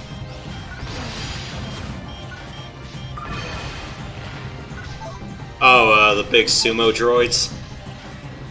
Yeah, they feel like some of the robots from the old Genesis Phantasy Star games.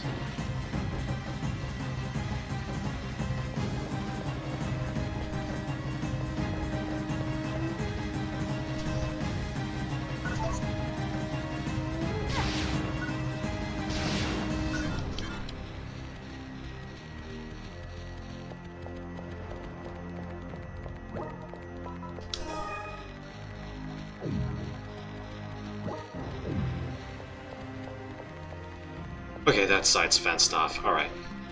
For a second I thought I missed a branch of the environment.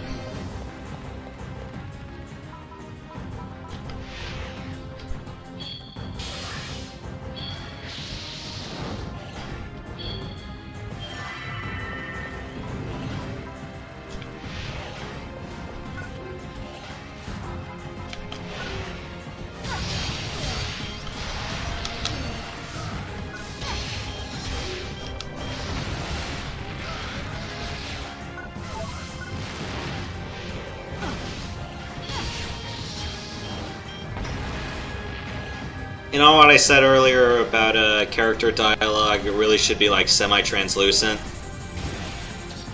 Yep. Yeah, the last 5 seconds just proved why.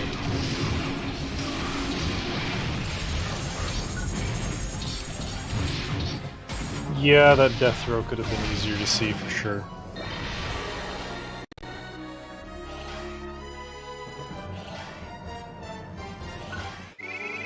Your performance exceeded my expectations.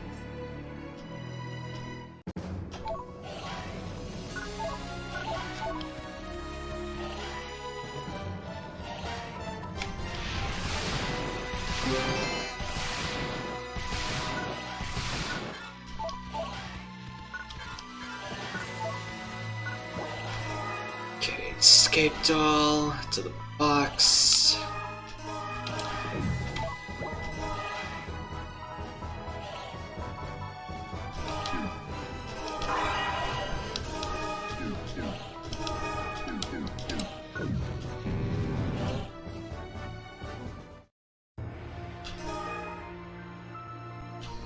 At least one thing I'm gonna say I'm happy about for at least tech is, you don't have to have like a minimum level or a mental strength requirement to use them. How can I help you?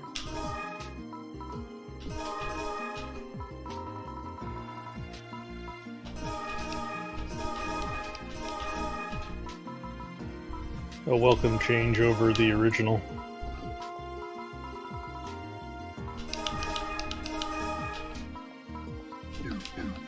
Yeah, because I remember, it's like sometimes when I just use new characters in the first online, it's like, okay, let's just find like a 4-slot frame and then just tack on like 4 Angel Minds and then just rack up like all the starter spells that I could get my hands on.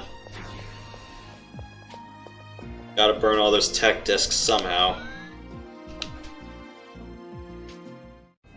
Yep. Any more on Class 6? Ancient Invader. What is... Oh, no. Orga Spiritus.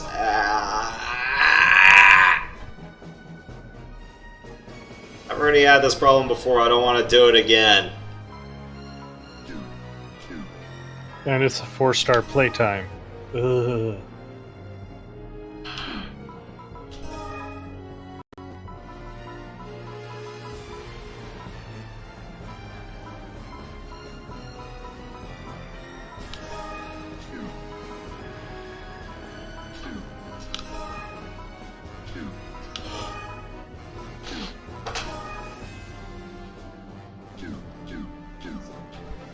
Let's do Twin Demons.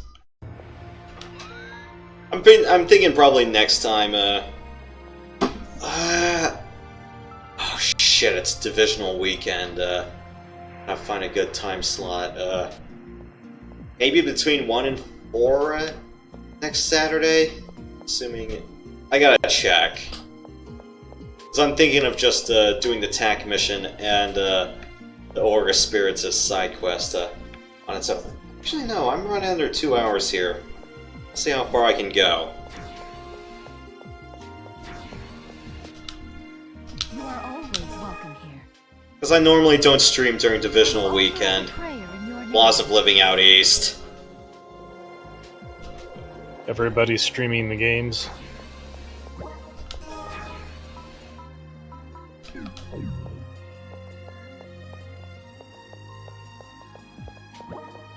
Now you gotta run something good.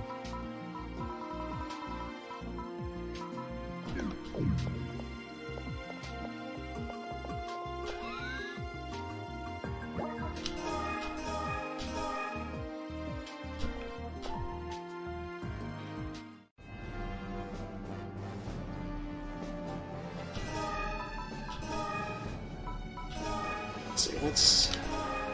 Twin Demons. Alright. Swear to God, if we have to deal with a bunch of Dark Templar, I'm gonna be pissed.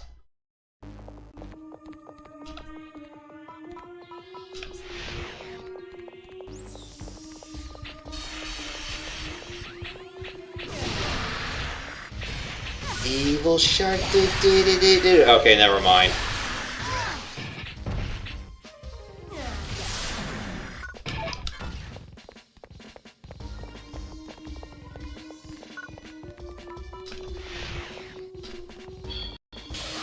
Evil Shark and his pal.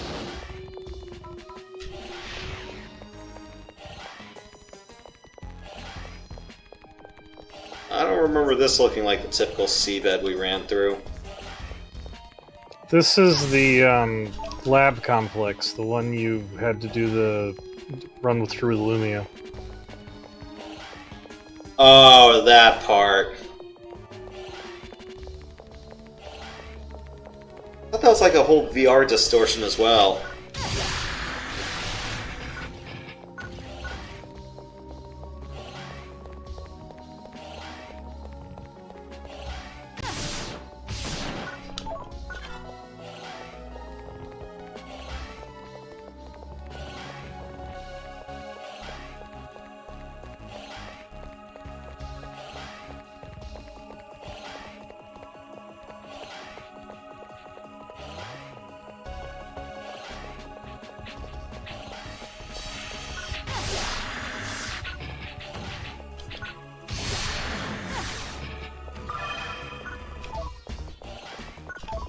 All I remember from the word seabed in the first Phantasy Star Online is, it's a nice venue and all that.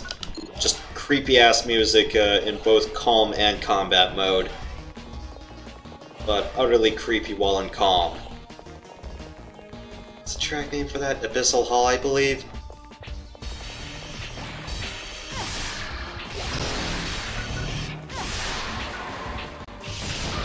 Seabed in the original did look really cool, though. Yeah. And then the one thing I remember in that place was just all the recon droid boxes. And, oh yeah, when you went to the midpoint, which was, is that Fountain Room? With all the glass there, realizing just how deep underwater you were. It's like, oh, a Delbiter decides to come from halfway across the room and just run over you. Like a small truck. Mm. Yeah. It's like, don't get me wrong, it's one of my favorite places and the reason why I like to play Episode 2 a lot. Yeah. I'm one of the few people that prefers playing EP2 just because I like the environments that much more.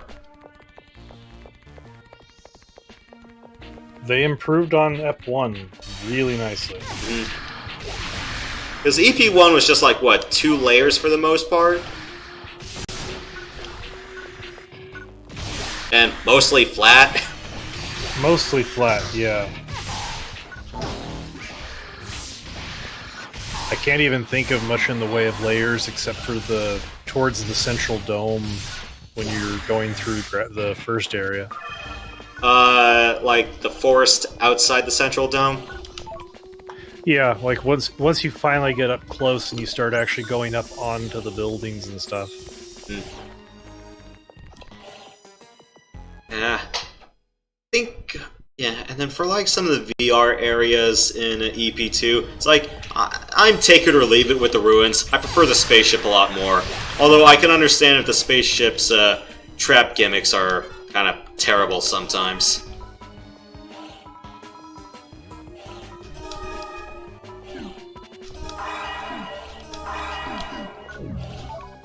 Like, oh great, we got all the poison rooms and crush traps again. Fun.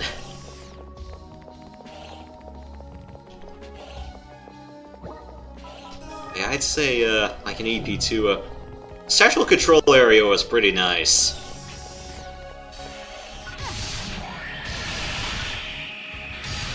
Yeah, my memory of this all fragmented, having been so long. I mainly remember underground labs, but a few of the areas, like right around the town area where you can look out over the jungle and such. Yeah, jungle area was pretty nice for the most part. Although, granted, it's like you had to kill a giant-ass flower at the end. Mountain was pretty decent as well. You know, you had an entire cliffside view of the shore and all that.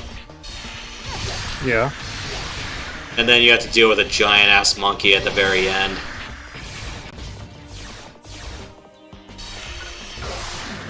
It's like, oh, by the way, we bred the Hildebearer with something more horrifying, the 9-assed monkey.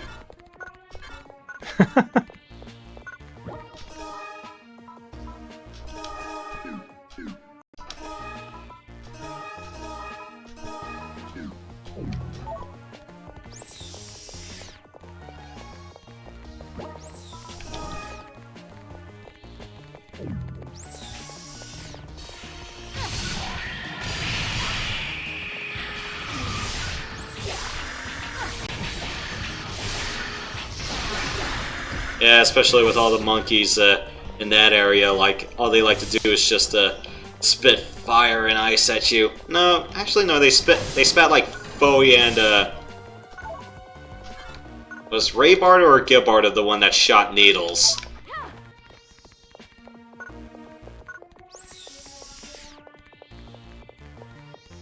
I think Rabarda would be the one that launched needles.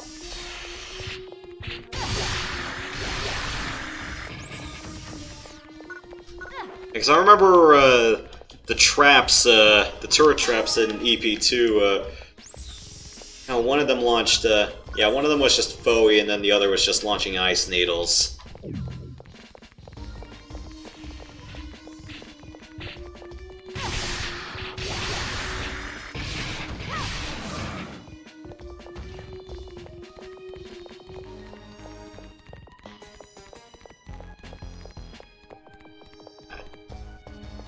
Damn, this wasn't the way.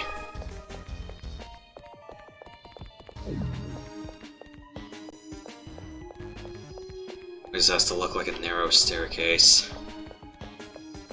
And Seaside area from the central control area in EP2. That was another good venue I liked.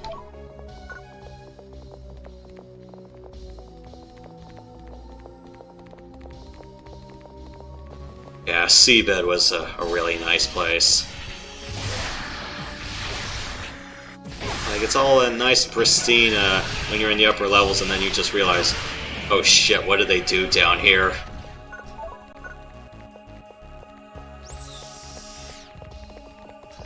Yeah, I did like how the deeper you went in every episode, it seemed like the closer you got to Cthulhu. Especially like the ruins, it's like you're wondering, oh, it just looks like standard ruins outside some living, breathing thing. And then the second one was just like some creepy spaceship, and then you get to the engine room and then it's like Q Chaosbringer just tackling you halfway across, flanked by 2 Del Sabers, if I may add. Yeah. I don't remember what the midpoint room in the third ruins was. I'm just drawing a blank. It's like, I know what the last room looks like. But yeah, I remember the yeah, because usually, like, every place in Phantasy Star Online at least had a clear midpoint room. Forest one was Forest was a big take it or leave it, but it's like, what were the caves midpoint room? It's like, definitely some, I don't remember what Layer 1 had. Oh wait, no, the arena-like room. Layer 2 of the caves was the waterfall room. Layer 3 was, I don't know, someplace with greenery. Just a midpoint room in the mines. The red room in the mines. And then there was the one that just looked like it in Mine Layer 2. Midpoints in the ruins. Crap, I don't remember what Ruins 1's midpoint room was. Oh, the giant blast crater where looks like the energy blast came from that blew up Pioneer 1. Layer 2 was that place that looked like a massive engine room. I don't remember what Layer 3 was. I'm drawing a blank. You remember them way better than I do, so I'm not sure. Yeah, whereas like Central Control Area, it's like you had a really good idea of where you were going. It's like a big chasm in the jungle. Mountain was like, I forgot the mountain. Seaside was pretty straightforward though. Oh no, they might be giants. No, they are giants. Ho ho ho, green giant.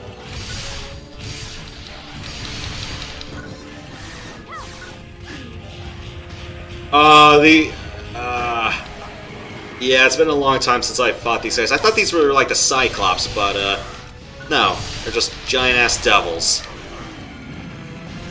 It's one down. I better kill the other quickly.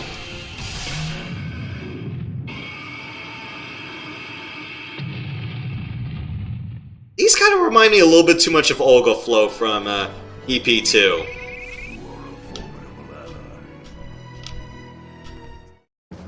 Kinda, yeah. It's got that same art style thing going to it. Yeah, maybe next time it's like I should probably try to stream first PSO if I can. Sometimes my network has had a hernia streaming it and playing it at the same time.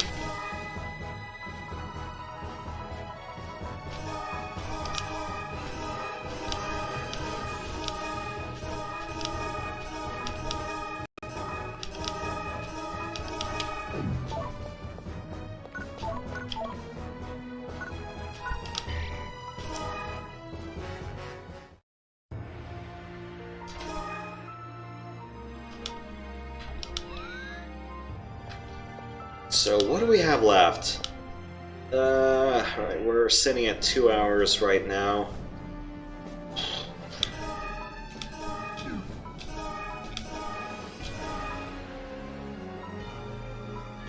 Do I want to do Heroes Ronde and Ancient Invader right now?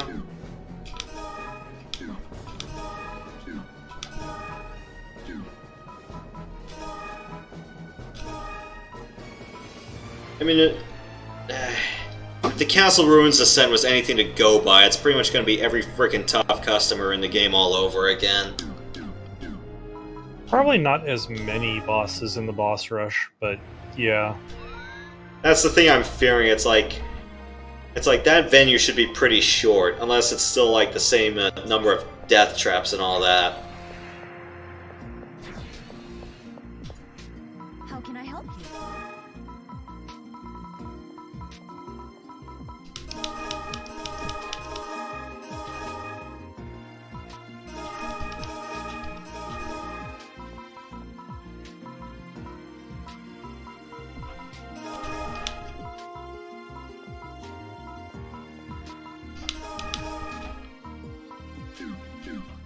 I should really start, How can I depending on how bad these guys are, I probably should start leaning on using traps.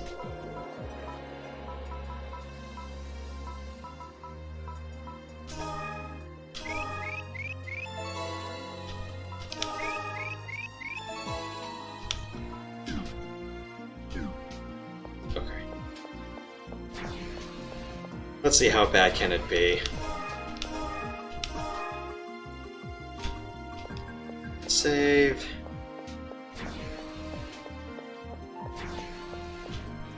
You are always welcome here. I will offer up a prayer in your name.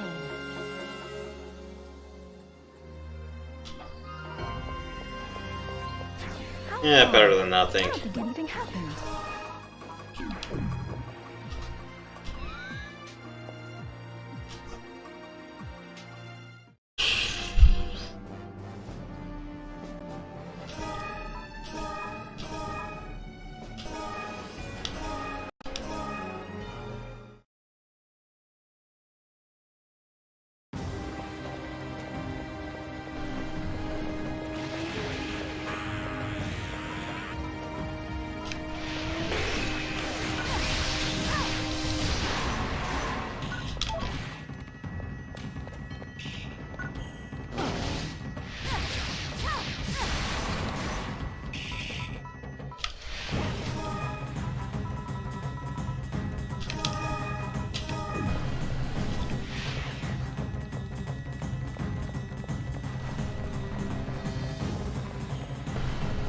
So many paths.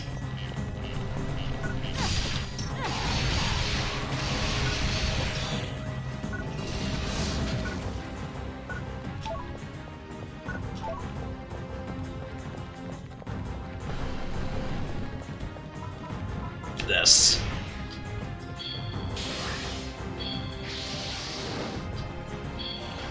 Use the most out of free healing. Of course. Ow!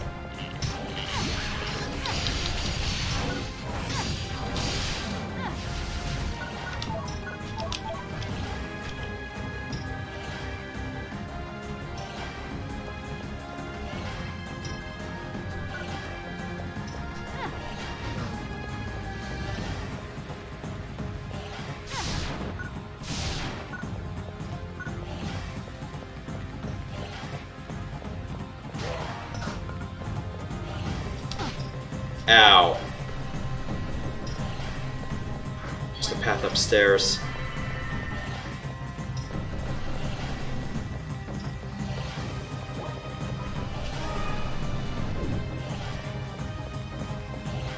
This way. This way either. Ah.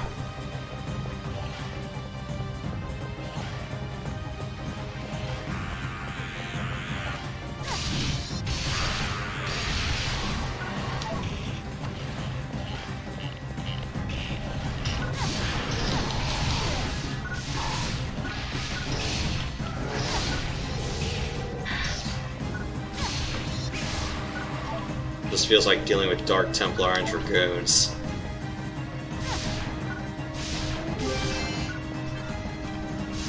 Get out of here!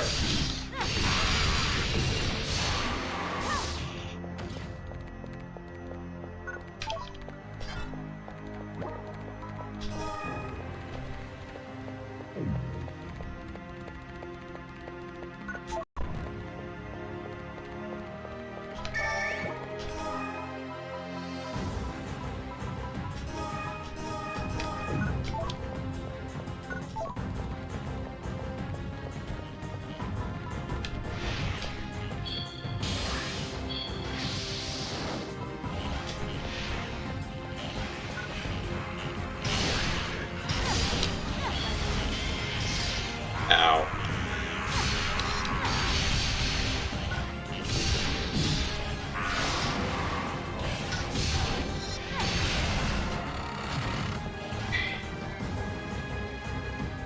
Floor number 2.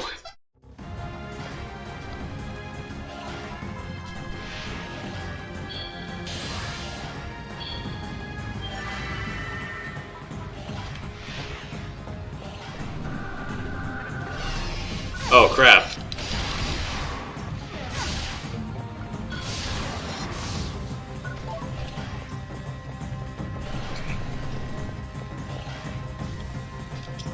Oh shit.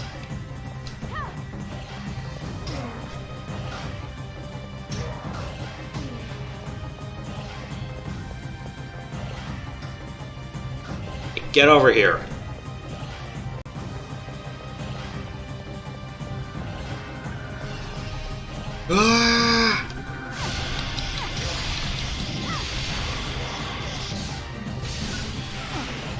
Ow.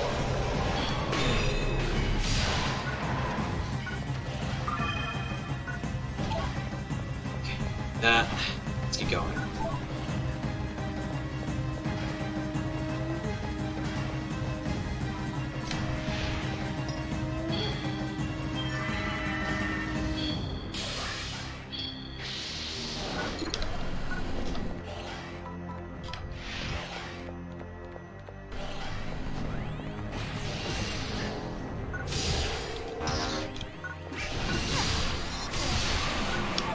Back to the void with you.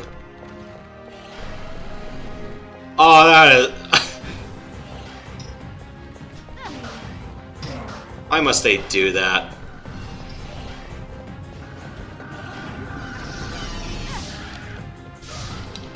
Do what exactly? Just put a line of spikes right behind the door. Oh.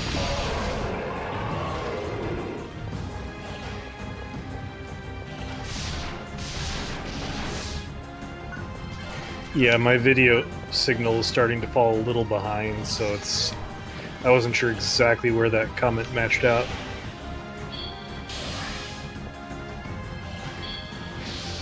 Let's reload.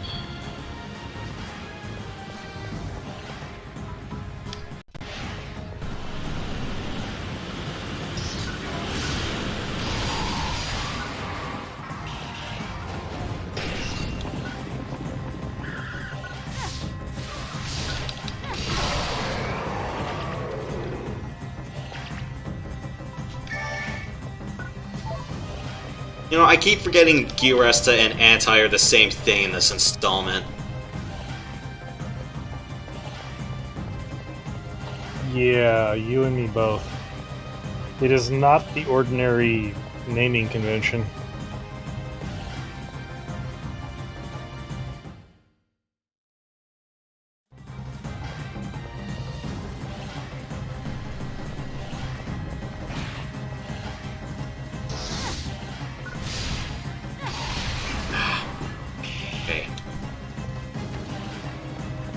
notes itself, and the blade shimmers, that's the counter cue.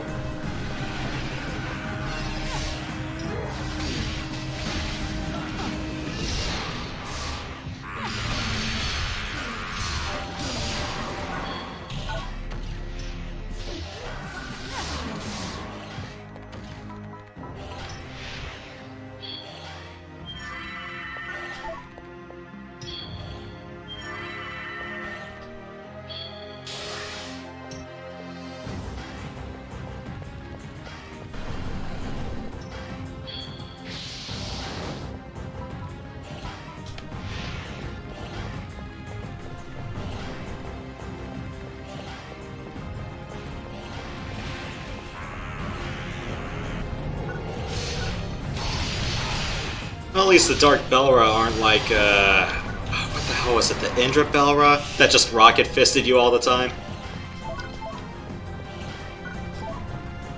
Ooh! To the Pizza Shack.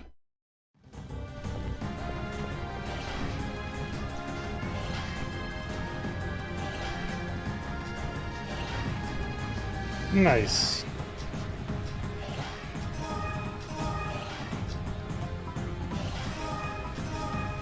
Hmm.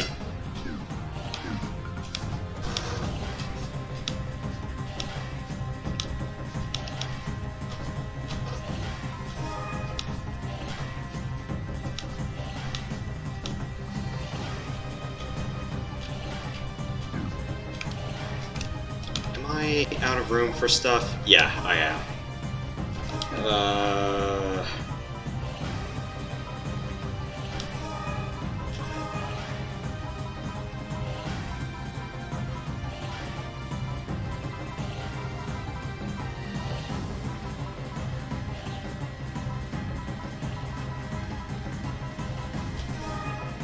I have a good weapon that fills the ice niche for now, so that there. Dump that.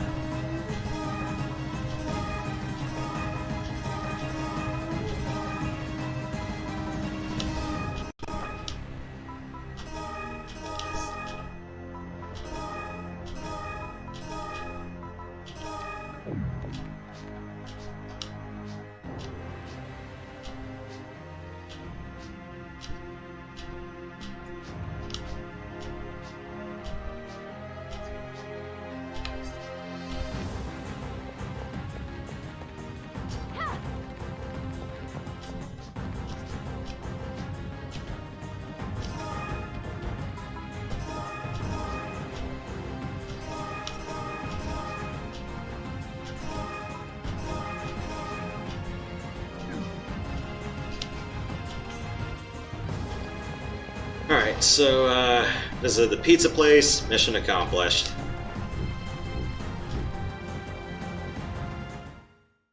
Right, that's there, that means we should be at the boss's doorstep.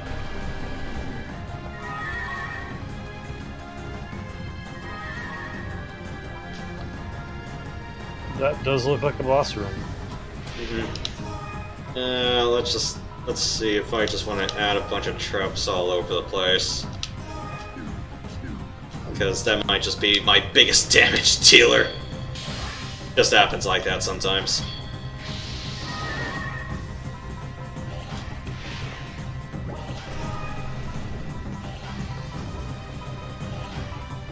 Traps work way better than they have a right to.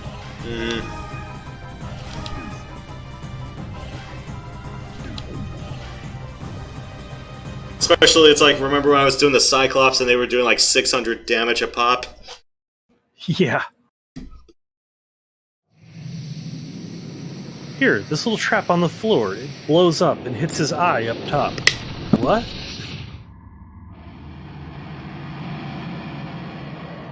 Hopefully I only have to do this one phase. If I have to do two, I'm gonna be pissed.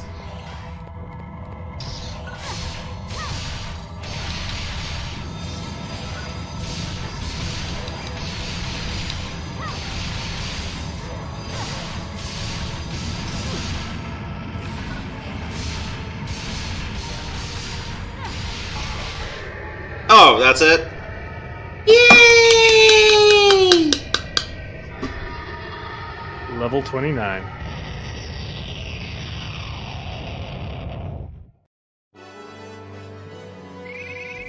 "38 foes. Albeit hard-hitting foes, but still.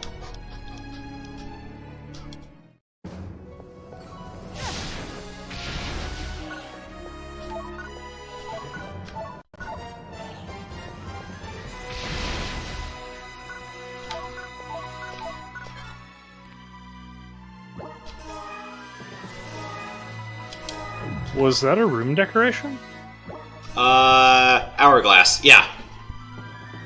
So, Happy Candle I got from visiting the pizza store. I already have one of those. Private Cafe, I think, I don't know if I had this one, but I bought it again just in case. And then Hourglass, just got that one from here. Nice. Just running out of room for decorations, and I should probably find something else to decorate my room with. More posters and stuff would help. Okay, so I think I maxed out my affinity with Lou.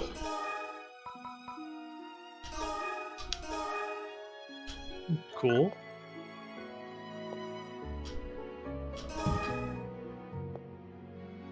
Okay. Maybe run through the titles for affinity stuff and see which ones you still need. So I got Hourglass and what am I missing? Private Cafe. I'm thinking this is a room theme? Should be. Let's put that away. Could probably replace some of these things. Redecorate again.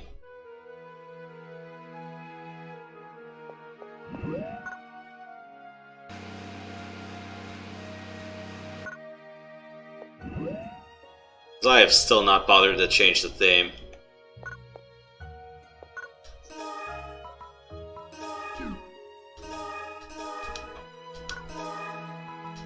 Yeah, I usually set it to the red wooden New Days theme and just leave it. Mm-hmm. Yeah, and it's like nobody really bothers with the bench area back here.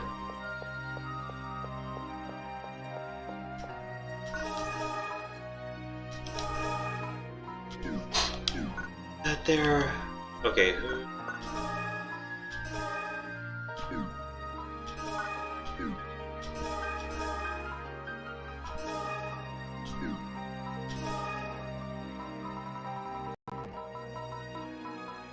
So I'm missing my maybe Renfold?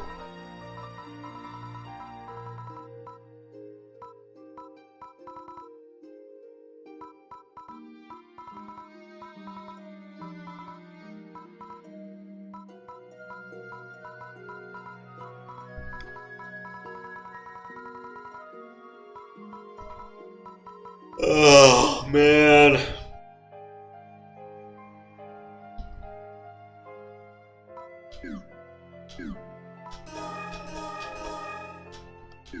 Okay, blue portrait. Cool. See what that looks like.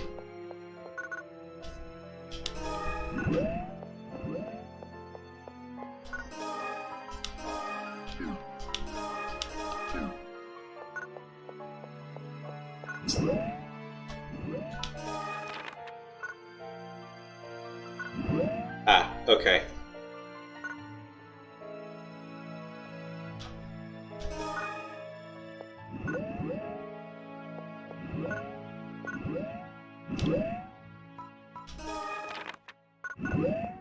Alright.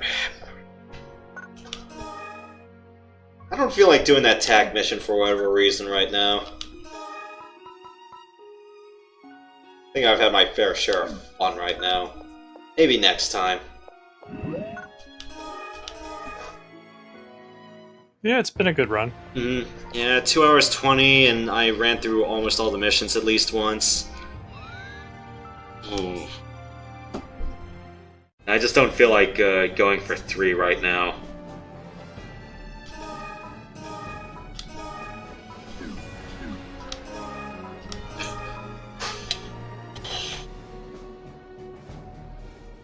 Slay a whole bunch of Magashi.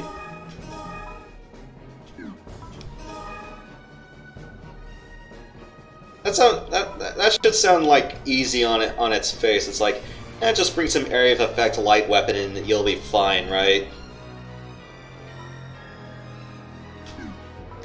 Yeah, from what I understand, it just scales to your level, and you just blast and plow through stuff. Yeah, I just wish I had wait, do I have an A or S rank light blade I can try to breeze through that mission with? Well, yeah, I do. Just something I'm not comfortable being my bread and butter, but what the hell?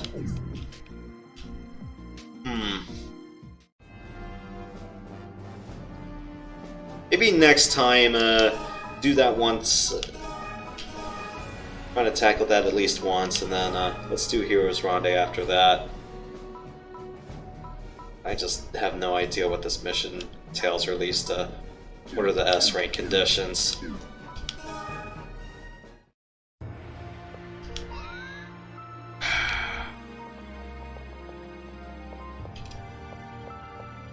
Thinking probably also during the week I should also sell all my trash. Hello there. It is starting to pile up. Yeah. So, yeah, let's end it on a good note for once. I'm like, okay, cool. Went through all the C rank missions for post-game, or at least a big chunk of them at least once. Yeah, we got like 2 more to deal with. Let's see if I can find something. I don't think it's going to be next week during Divisional Weekend. Unless I can find some open room. Let me think that through, but in case I can't fit anything, let's pick it up 2 weeks from now. Or I feel like doing a doubleheader Friday, but I don't think that's going to happen. 2 weeks sounds good. Yeah, because tomorrow...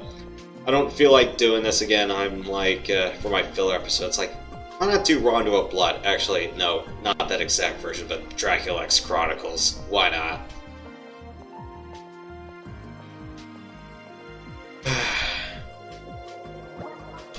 I really thought about trying to find something fitting for tomorrow's holiday, but I'm like, I don't really have anything in my catalog that can fit that. Don't have the horsepower to stream Deus Ex and playing Tales of Symphonia. Well, unfortunately, those particular themes don't happen until the second half of the game. So,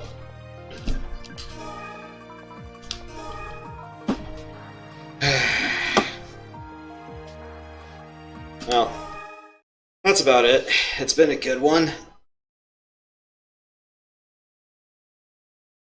Yep, I quite enjoyed it. Yep. So yeah, I got just a few more leftovers, and then if I want to do the B's through S's through here, it's like, okay. But yeah, for my cast from Portable 1, I might just consider when I'm importing my cast, it's like, let's just start her like right off the deep end in Portable 2 Infinite.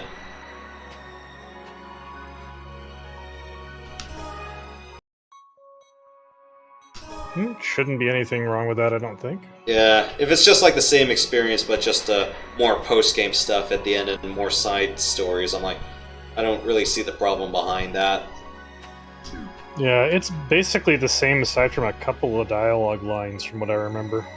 Yeah, and hopefully some good balance tweaks. But it's... Well, I'll rephrase that. The first part of Infinite is, and it's just episode 1. There's an episode 2 that's like an entire new campaign. Alright. This is gonna be fun, isn't it? But yeah, see if in those 2 weeks I actually bother to get up off my ass and try to finish at least the S-rank stuff for my cast, and I don't know, beat Dark Falls with her, and then just do like one each of the post-game missions, and then just throw her over here. I feel like I might do a better job just starting over, because, yeah, just LPing this from this top blindly was kind of a bad idea. I don't know, I didn't think it went too badly. Mm-hmm. well, it's a learning experience, so...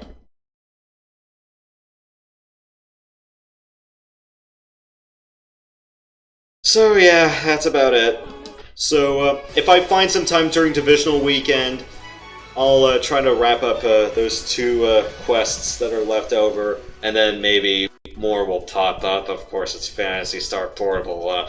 More quests will pop up, and it doesn't seem. Of course. And it doesn't seem like I'm done with them. It's like I get the Parum pennant, but I'm like, it's like saying oh yeah, you get this as a reward for doing a bunch of quests here. I'm like, I don't remember doing all of them.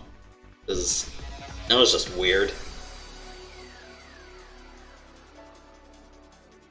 Yeah. Yeah, I get the feeling we're not done yet. It's just a question of, can I just keep going towards this before I just end up feeling completely fatigued? You're pretty close if you're not there already. Alright, so... yeah, just those two quests, and then hopefully just do the S-rank stuff and bring the cast over. I kind of feel like I gotta play as her at least once. And then on to the realm of infinite adventures, huh? With the crazy infinity mode. Oh, great. Infinite suffering. Just the way Dark Falls likes it. Dark Falls, terrorizing the known universe since 1980-something. Or was it 1990-something? I'm forgetting. Original Phantasy Star was Master System, so it would have been like 88, I think. Yeah, sounds about right.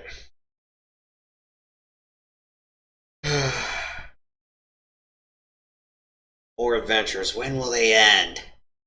87.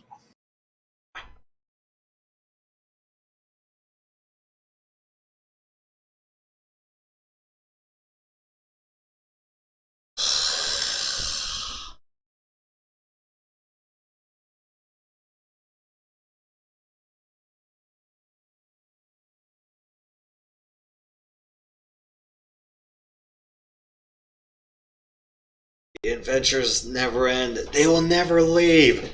Up until the gacha mechanics just scare everyone away.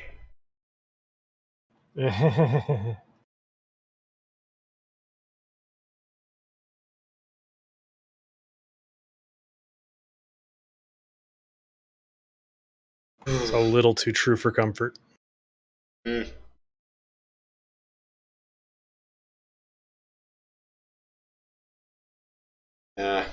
I get the feeling Portable 2 is not really the sort of game you can only play just once a week.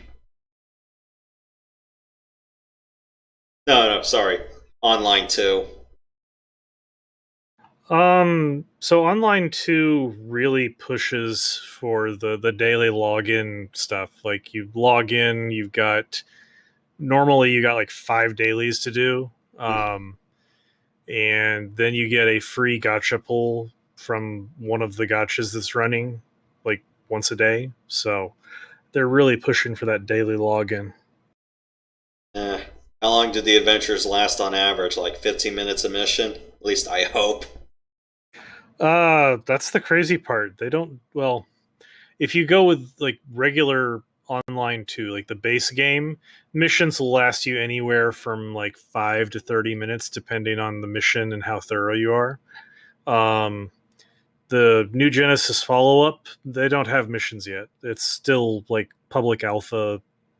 1/3 of the game is there.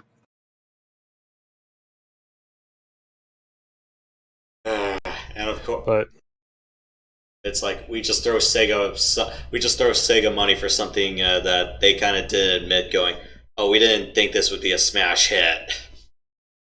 yeah, it's kind of crazy how the fashion game works. Like, people play the gacha stuff just for the costumes. It's the weirdest thing I've ever seen. I thought costume hunting in Xenoblade was funny enough.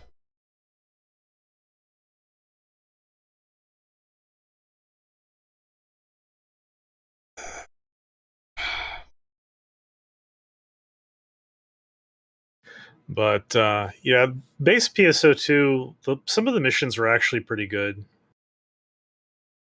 Like they had a couple of different formats. They had open field missions, which are you drop into the zone and you go through the areas kind of like you do in the universe style games, but those they're common shared zones, so you may run into other groups of players. So you run in and you there's like 5 or 6 exits, only one of which is, or only 2 of which are yours. Some of them belong to other players. So you might go in and then someone is clearing another way across the map towards a different exit than you have to clear too. Ah.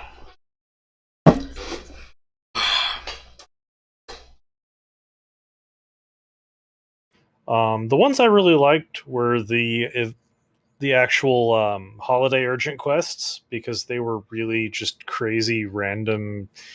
You hop in a urgent quest, party up with the other 7 players, and depending on the urgent quest, it's like one gigantic run in a circle killing spree. So, like the Thanksgiving one is a great example. You had these 5 or 6 large floating islands in the sky, and you'd run all across them, killing flying enemies. Um, Cockatrices, these weird little bird enemies. The joke was that it was just hunting a bunch of turkeys. You get to the Of course. Yep.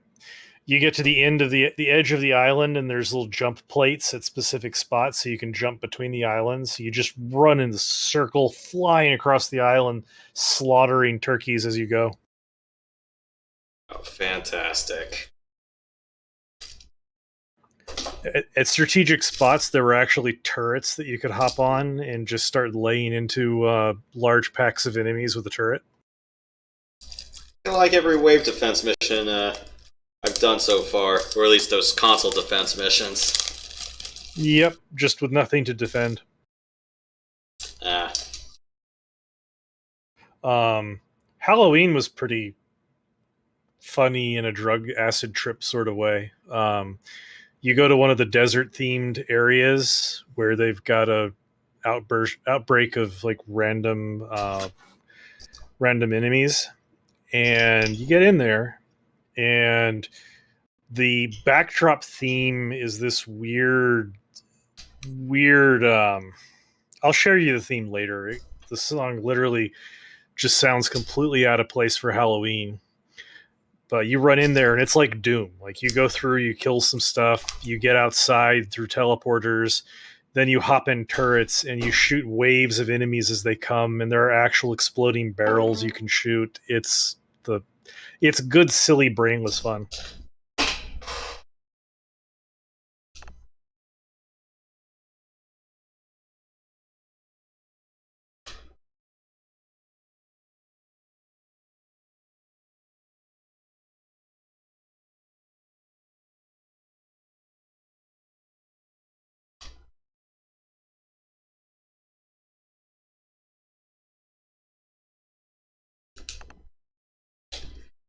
Yeah, of course, my Switch doesn't want to be acting nice with the capture. Oh. Gotta boot it up before.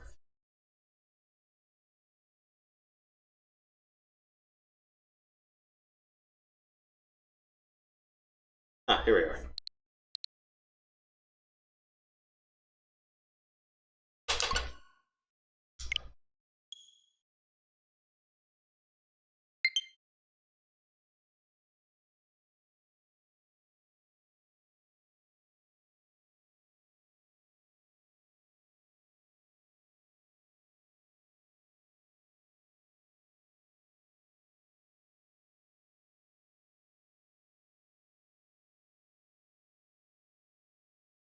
Maybe I can probably show you what the coastline area you showed me in Online 2 kind of reminded me of. Let me see if I can just boot the game up real quick and find that place.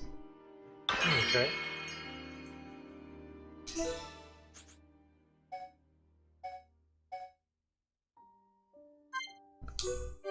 I can see it already.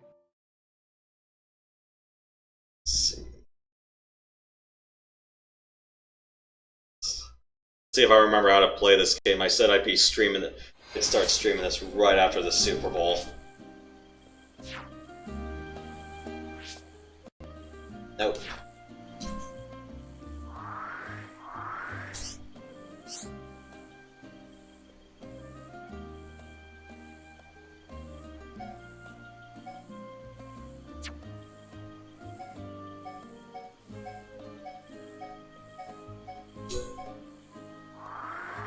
I have not found all the landmarks around here, and quite honestly, I haven't really bothered to yet. Usually when you find all the landmarks, that's when the whole map reveals itself.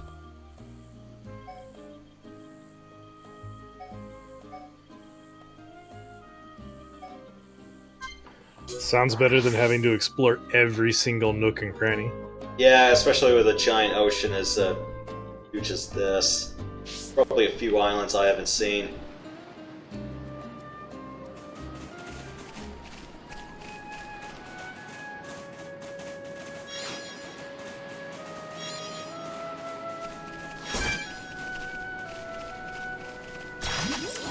Don't get careless. Oh yeah, that's underwater area in PSO2 for sure.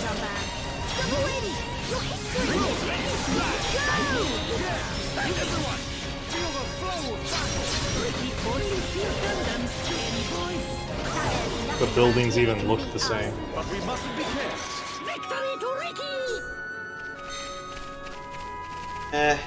There are venues I could probably go around in the meantime.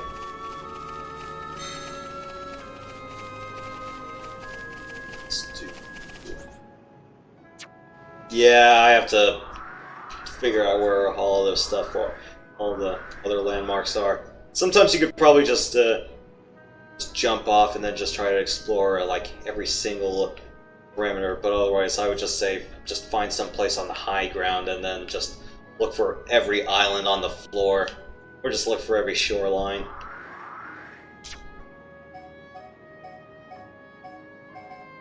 Okay, it's not that iteration.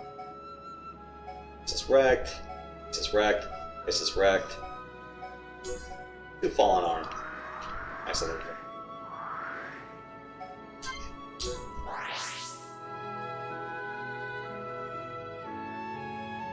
Another coastline-like area. Too bad all the other places beyond this are all wrecked as well.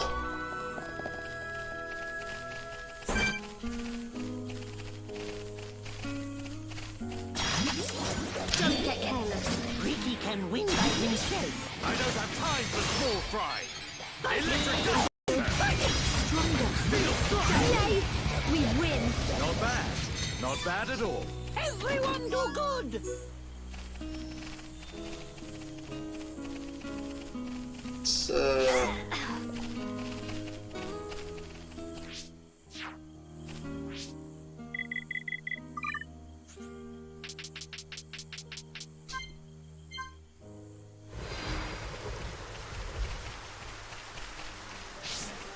same vibes, huh? Yeah, I'm getting the feeling like they stole heavily from each other. He can win by himself. I don't have time for small fry. Ricky, that's great. Especially with Xenoblade Chronicles X, it's like, at the time it was like, yeah, PSO2 still hasn't come out westward, so it's like, damn it, we'll just find anything that just provides the equivalent experience. Yeah. Don't get careless. I don't have time for small fry. Ricky can win by himself. You're out of here. That was no good. I feel like we can beat anything. Everyone do good! But we mustn't be careless. Any other places that still tour? Can't go there. Damn shame. It's a boss venue. No. Any other places you wanted me to take a look at? Like caves, Great Plains? I don't think so. They're just the thumbnails are kind of giving me a good picture as it is. Oh right, the other reason I haven't really 100% explored Magna Forest is like, Oh yeah, all the waterfalls that if you screw up, you might just fall to your death or something. Gotta love just those massive gaps of water. Gravity, my eternal nemesis.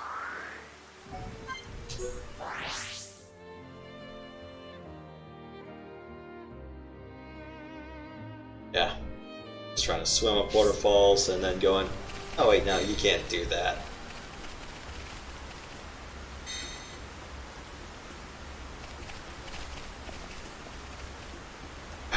You can if you have enough power. I just need more power! Well, that happened to Jeremy Clarkson once, and he blew out his hoverboat's motor. Yeah.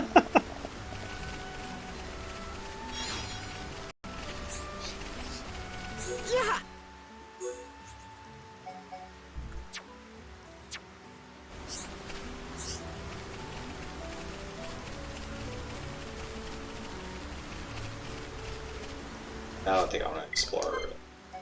Is there in the... Alright, post-game was like more Great Plains. I was a little bit sad at post-game only being like 20 hours, but considering who one of the lead voice actresses is for this game, yeah, I can understand if she was paid by the line.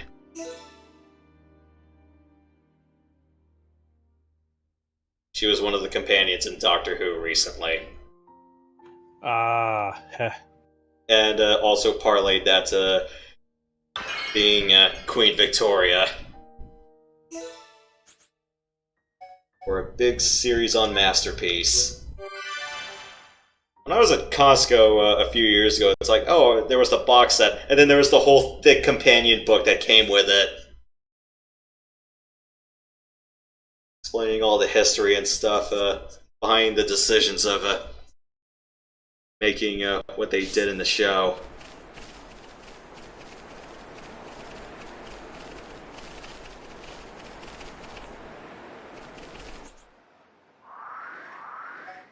Yeah.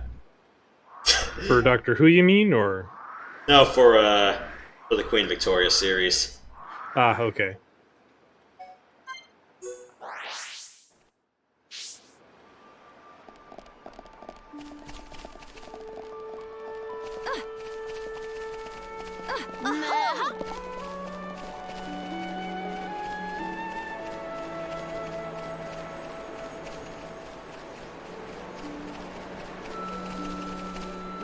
Yeah, there's one more side quest for the expansion that I haven't done, and that's mostly because I'm like, I have no idea what I'm doing. It's a big dragon that inflicts instant death. Even with death resist, it's still like, oh yeah, 20% less chance to suffer instant death. That sounds, sounds bad. Yeah. And there was even a cap on that stat as well.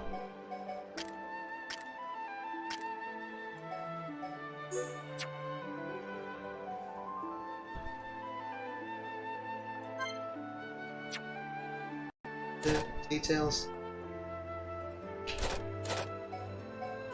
I forgot what the cap was on Divine Protection, but it's like, yeah, it's a dragon that inflicts instant death. Gotta love some of those bosses where it's just like, oh, just load up on all the death resist that you can. I've heard Trails in the Sky SC was very bad in that regard as well. It's like one boss or two that's like, oh yeah, 30% chance to commit instant death on your whole party.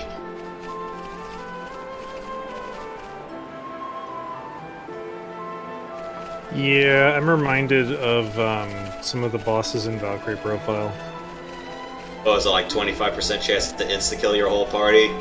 Or 25% chance that it would give you like every single status effect and that would just bone you over? No. One of the bosses in that game was a battle against 4 hamsters, and they would just hamster rush you, and it would just deal like 9,999 damage like 44 times or something like that, and you just had to rely on your cheat death skill to keep you alive.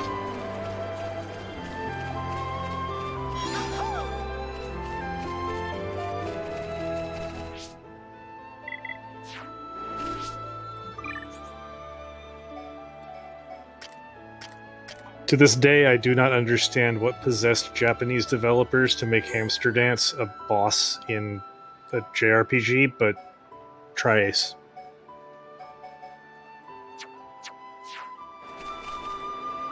Something tells me I should have picked Star Ocean First Departure R as my RPG of the year.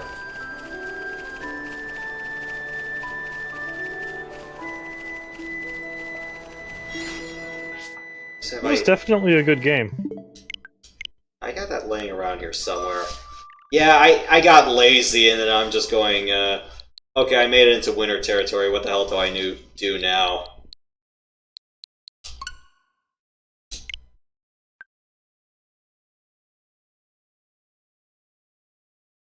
One of the things that blew my mind with that game originally was just how different the game is if you actually pick up some of the optional missable side characters.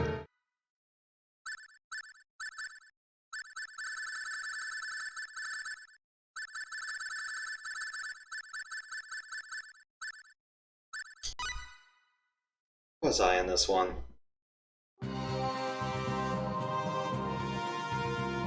Oh, right. I was helping that little girl make all the snowmen. All the ones over here.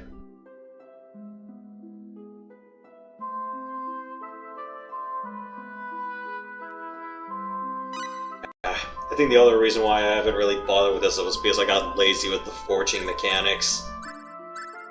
Or at least, you know, all those special effects. Orchestra is your friend. Yeah, it's like, just look at how bad I've distributed the skill trees.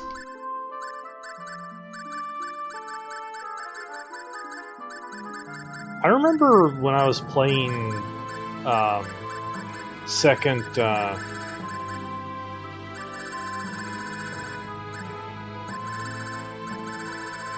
Second story or second Evo?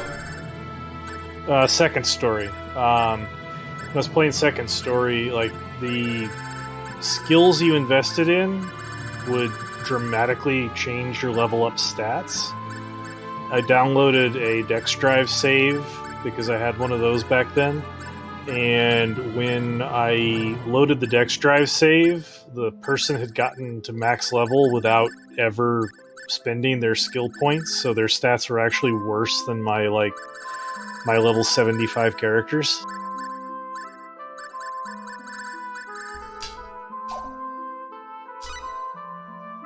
The skill system is way more complicated than you'd think just at a glance.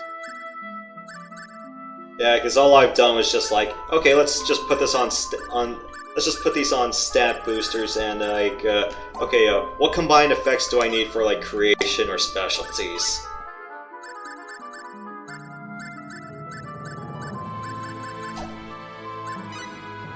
I did not really come with like a coherent plan on what the hell I wanted to do.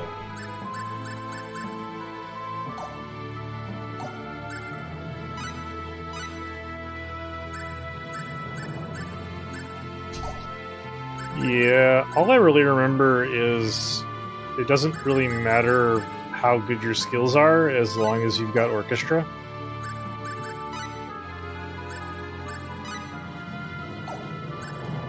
Just use orchestra until you get the proper background music and then start crafting, and it's like 100% success, 100% success, 100% success.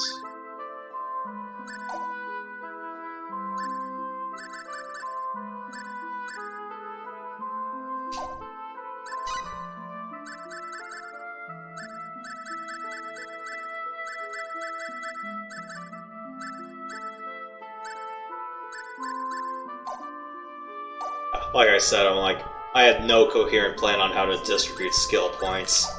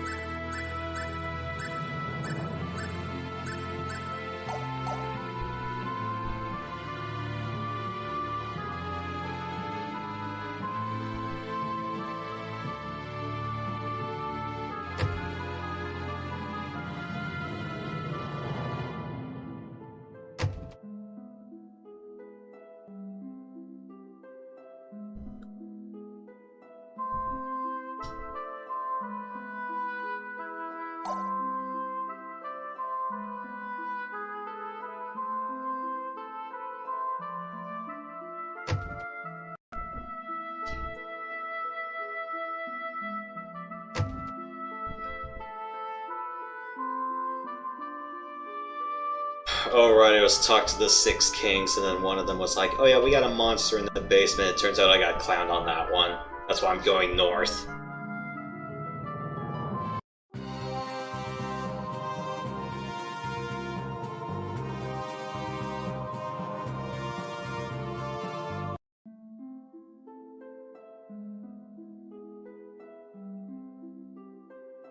Are you still in the past, or have you returned to the present yet? I'm still in the past.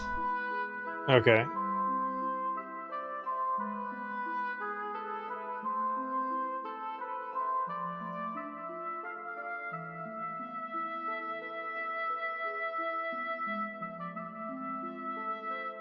Like I said, I'm like the log said, I was only like 25 hours in or something.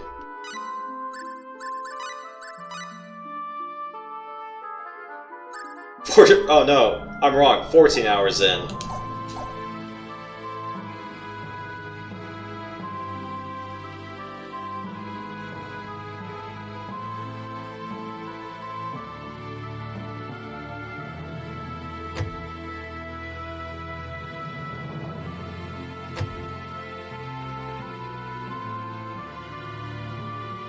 Yeah, I think I might just start over.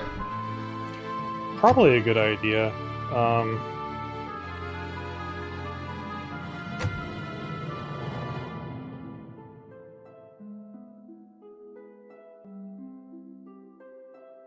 Yeah, I think there was also one other thing that kind of really turned me off from this game sometimes, and that was just like, can we just have shortened casting animations, please? Ugh, yes. That was the major turnoff for me from this one, because like, other RPGs at least had shortened casting effects, or at least, you know, it's like, it doesn't, or, you know, it's like, I know like, later Tales installments actually had like, shortened effects. It's like, okay, good, we don't need to waste as much time just watching this whole animation play out. Yeah, and Second Story's engine was still when those were brand new, so everybody was like, oh hey, check out the animation.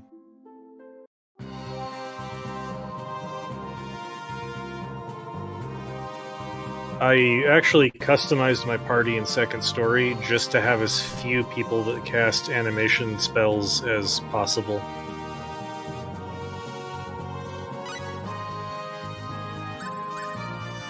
Yeah, and in this case, I kind of don't really have... or, you know, it's like, just turn off every single offensive spell. That too. Whenever someone learns the Feign spell, turn off every spell except that. Best spell in the game. Mm-hmm. Yeah, because usually I keep Millie around because, you know, she's my bloody healer. And then sometimes it's like Ronix, I'm like, dude, what are you doing sometimes? Yeah, Ronix is just... I don't remember who gets Feign in the first game remake. In Second Story, it was the second healer character.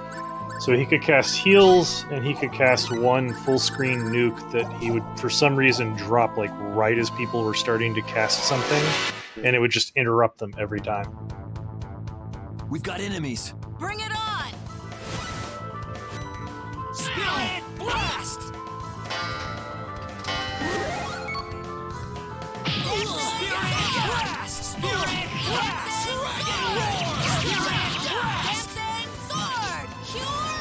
I keep forgetting that for some ports to the Switch, it's like, or at least other consoles with a pair of shoulder buttons, it feels like the L2 and R2 buttons feel like an afterthought. Time to show pity for our enemies.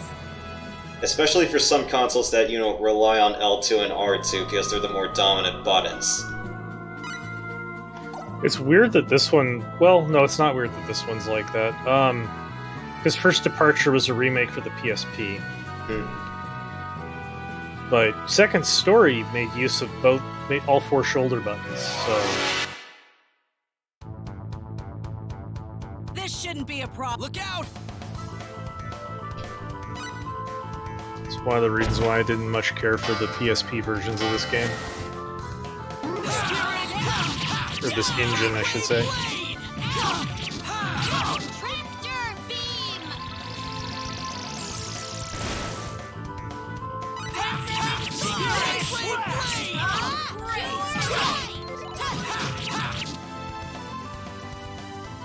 Were they even trying?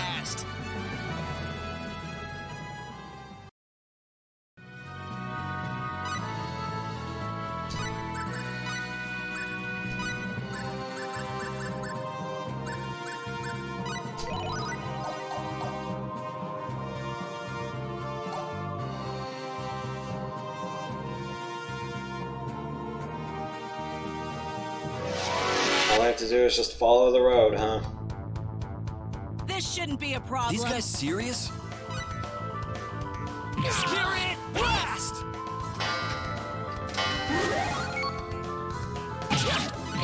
Spirit blast! Guard! Dancing sword! Spirit blast!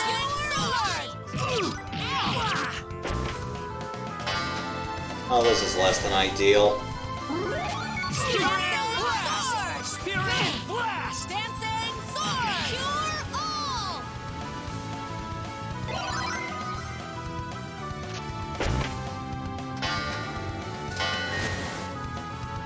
Spirit blast!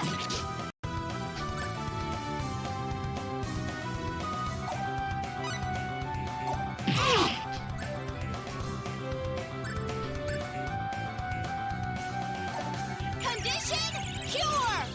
I forgot I could just switch characters at will during fights. Let's get out of here.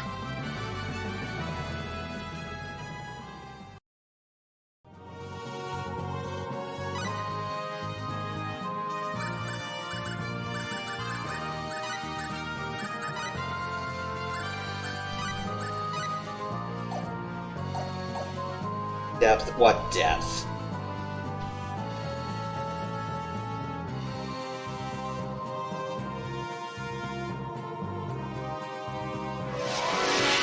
Of course, I'm right outside the town outskirts and I get attacked. Oh, what a pain! Hang in there, everyone! But of course, those are the rules. Dancing sword! Condition cure!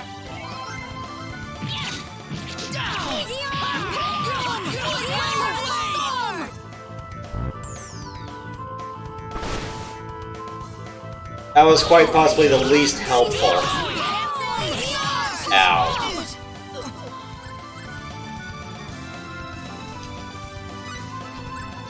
Press is so nostalgic.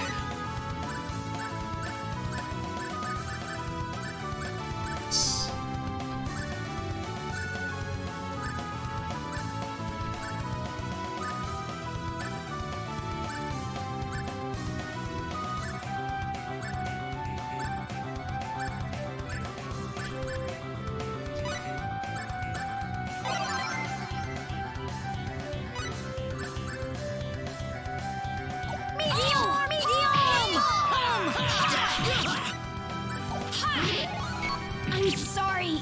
Man, freaking-tastic.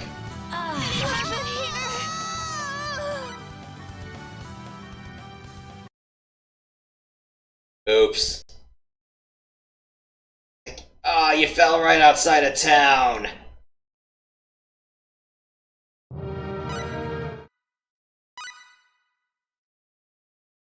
Makes me forget that sometimes it's like, oh yeah, you can just drop the rate of encounter sometimes.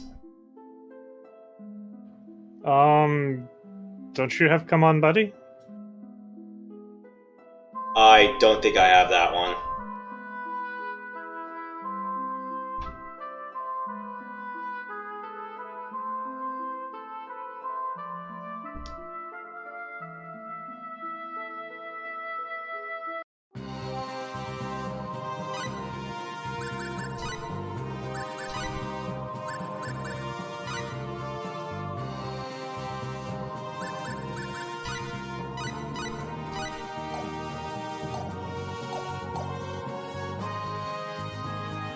Step on that.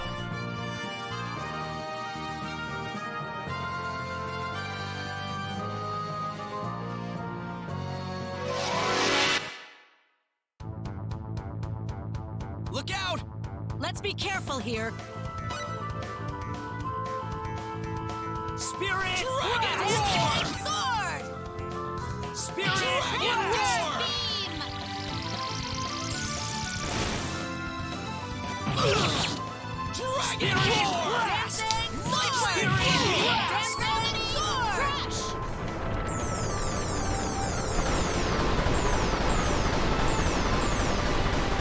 So many long wind-up spells. Spirit Roar! Dancing light! Dancing sword! Let's get out of here! Pace going.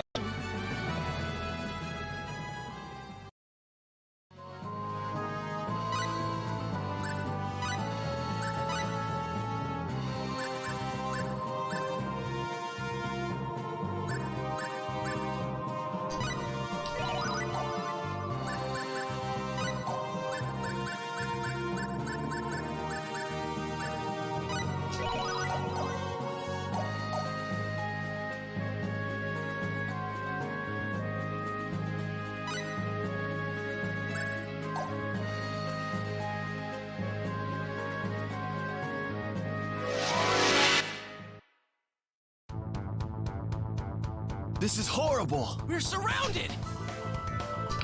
Ah! Ow! Ow! Spirit Blast! Light Spirit Blast! Dancing sword!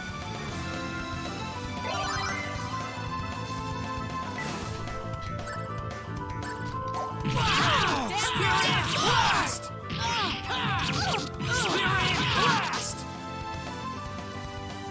Let's get Yeah, there's also one thing I'm not a big fan of in this game, and that is sometimes the strat book just doesn't want to play nice.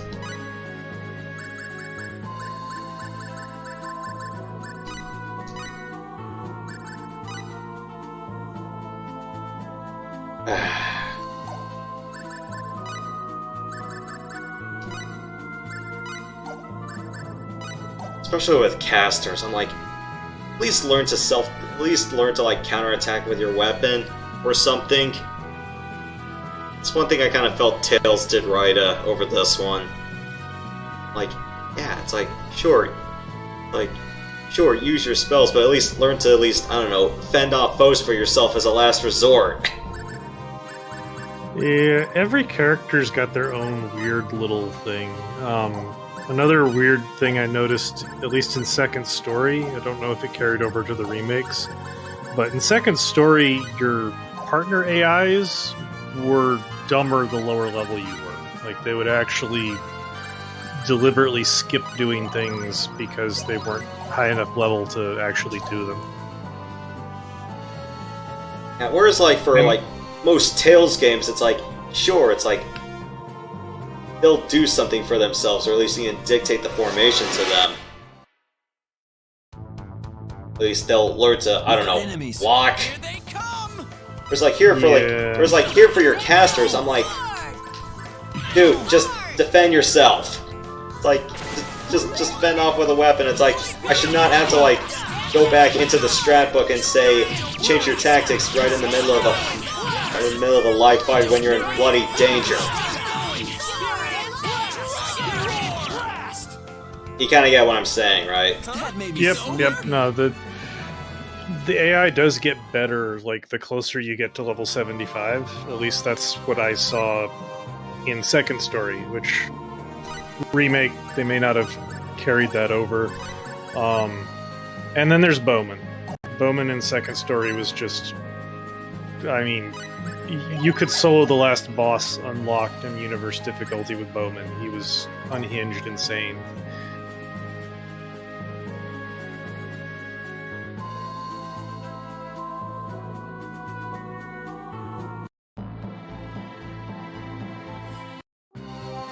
He was ostensibly a caster, but he had no spells. He just threw pills at everything.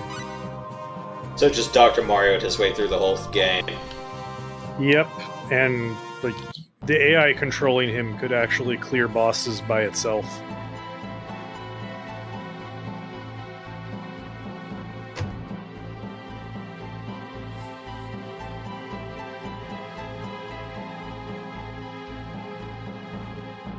But yeah, it's like, even like in Tales of Vesperia, I'm going, it's like, yeah, the Strand book was kind of, I don't know, dumbed down or simplified, take your pick from Symphonia on.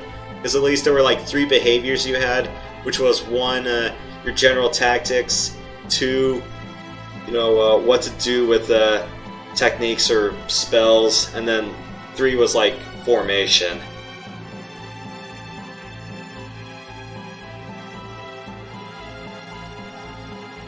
Yeah, and I remember Vesperia's allies actually being really useful.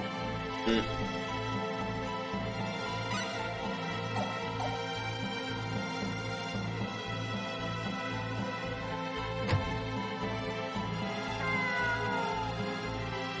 Captain Carroll not included. Except for that one time when you didn't have Estelle and he was your only other healer except for Flynn if you had DE. Yeah, I still need to play the deluxe edition. I played the original Xbox version. I think I pretty much mentioned, well, just to you, Ned, and anyone else who probably hasn't heard this but probably figured it out, some of the new lines in DE made it feel like whoever was in charge of the sound mixing for some of the extra skate conversations should never be allowed near a soundboard again.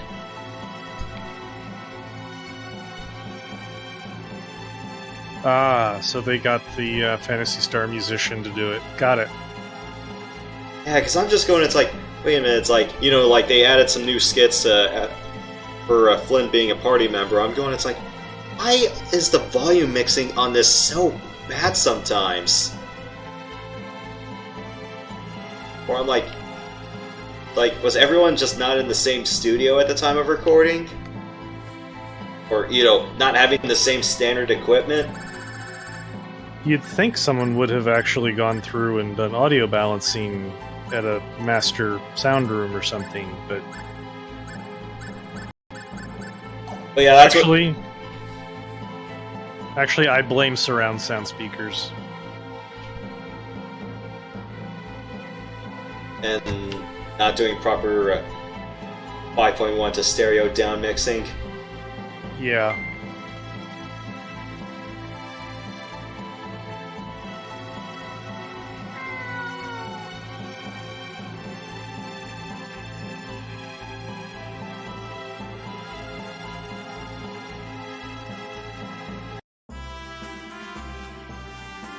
I guess let's just see what the King's request is, and I'm We gonna wish go for an audience with the king. switch over to Tales of Vesperia DE.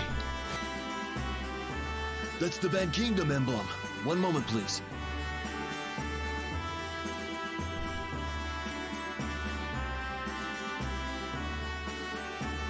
Please, right this way.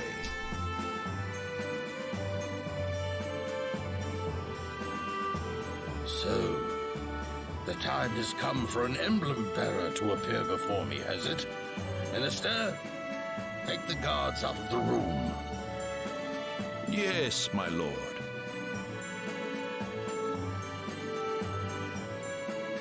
My royal family has been charged with the location of the Demon World entrance. There is a deserted island just southwest of Silverland where we are standing. According to my knowledge, the entrance to the Demon World can be found on that island. Using the Eye of Truth there, open the door to the Demon World. A deserted island. Quite so. I will grant you full permission to freely use our port for this purpose. That will allow you convenient passage to both the Muon and Australian kingdoms. Of course, I will also instruct the ships to open a route to the island I've discussed with you. Feel free to make the voyage whenever you are ready. And one more thing. I want you to take this.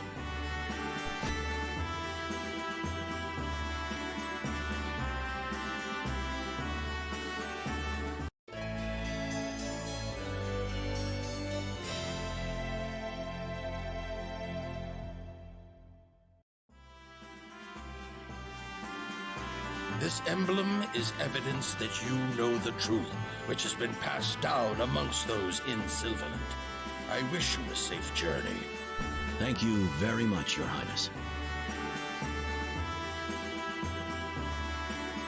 I think from what you've shown me from when I was asking about arena stuff in First Departure, yeah, I found out something. I think they just used all the lines from the PSP for this one, because they did the Japanese version did a redub just for R.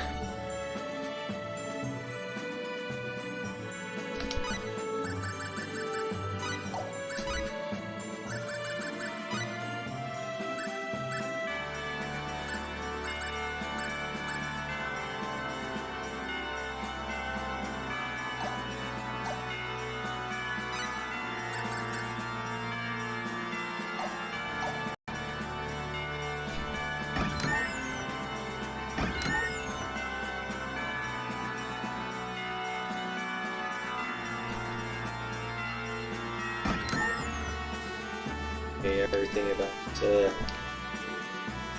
creation skills and stats.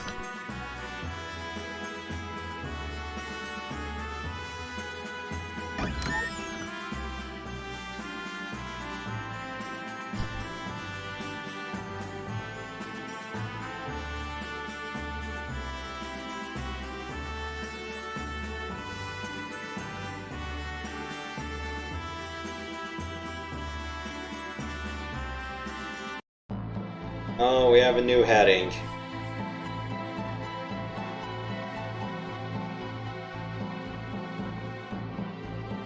Let's go outside and save and then switch gears.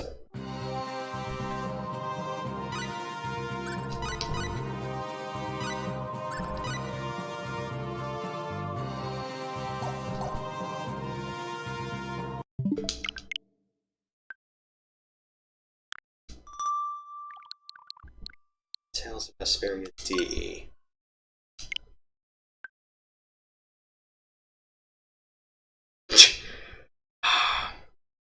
I forgot I played this with my GameCube style controllers. Force of habit, I can't kick it from Symphonia.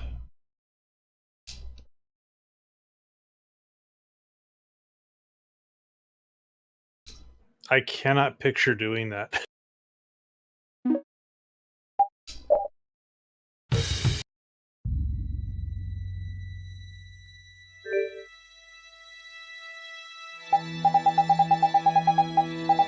I think I deleted like every other save file I had up to this point. Oh wait, I worked from reverse order, that's why. Ah.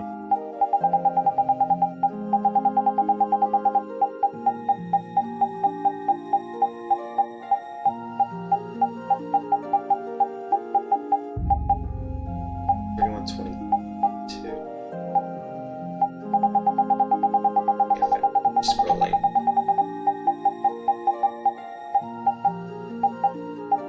This was all endgame. This is my post-game run.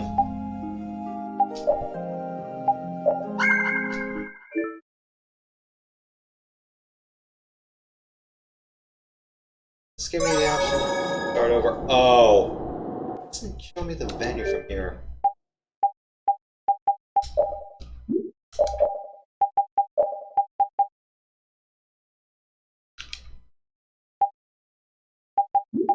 Yeah, I spent like a crap load of time just forging items and then just trying to learn like damn near every skill under the book. I think the problem was I never really managed to stitch a coherent set together. Yeah, I gave up on the skill system after like probably 2 days of solid grinding and barely getting halfway through it. Yeah, especially it's like when you're going, oh great, it's like, okay, take all the effort to make all these weapons, and it's like, alright, let's go learn how to do all these skills all over again. And then in the end, blah blah blah, tidal wave, blah blah blah, tidal wave. Yeah, what's that one for? Okay. think I had light magic for her. That was the one that was short, but let me check her skill tree. Strength. No, I'm not gonna whip everyone with that lash. Yeah, I went for the grade building strategy where you set up the instant cast skills on her and then set her with the skill that makes everything only do 1 damage. Just spam tidal wave until you start seeing the insta kill sigils and just shoulder tap. Because I gave her, I guess usually like the half-quarter minimum damage ones are really easy to grind up.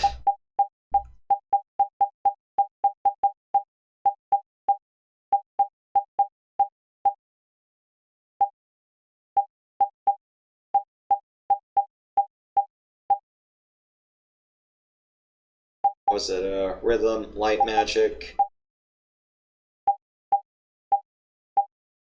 Move while charging sounds nice.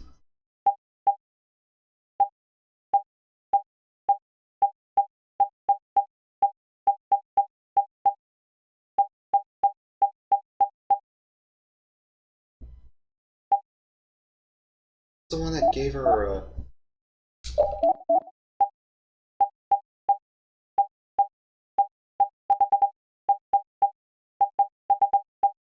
I forgot what was the one that gave characters a mystic art.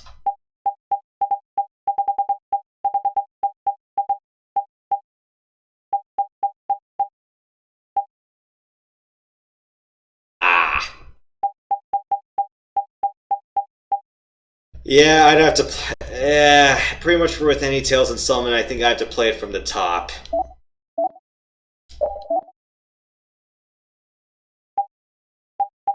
Wrap your head around the whole skill system as it's delivered rather than all at once. Yeah. Yeah.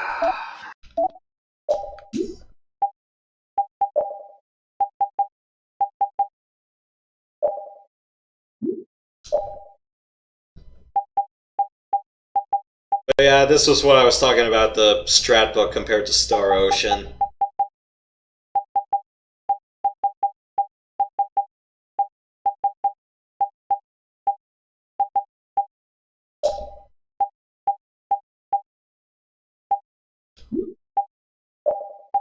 Yeah, less to worry about, same granular control.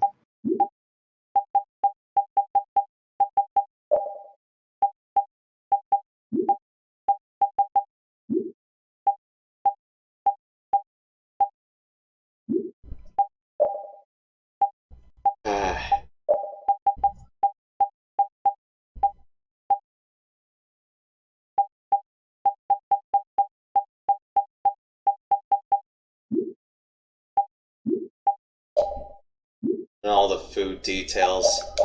Like, fun. And yes, I gave Estelle the Playboy bunny ears. Shut up.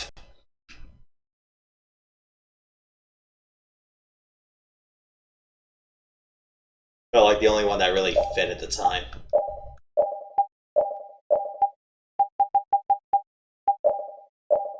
It does match the costume.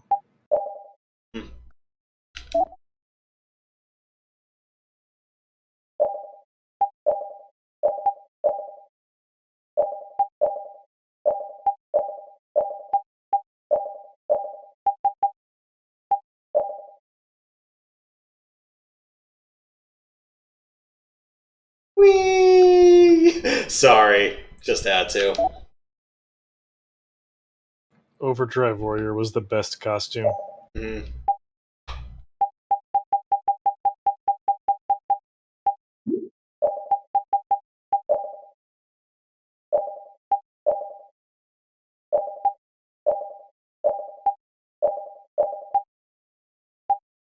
That is not a white hat.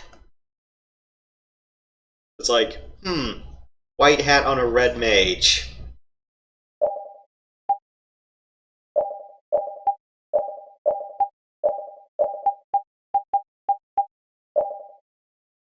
Flip up to her titles and see what other outfits you can set her to. I didn't go on New Game Plus, or I didn't go deep enough into the game to get too many of the alternate outfit titles. Gotcha.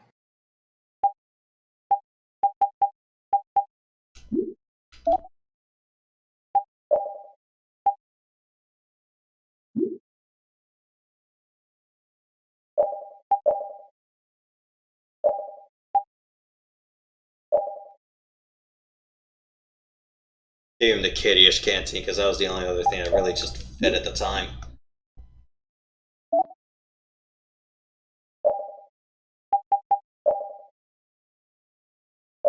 Yeah, because if you see the clothes icon, then that's definitely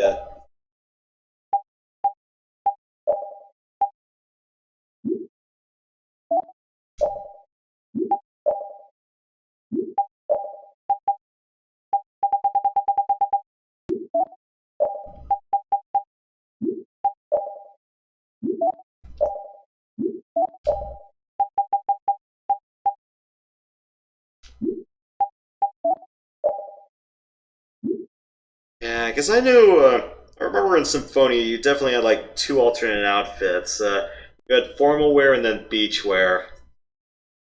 But of course, you could only talk to like a certain amount of people at a time to unlock their outfits, and if you wanted to get everyone's, you had to play through the game again.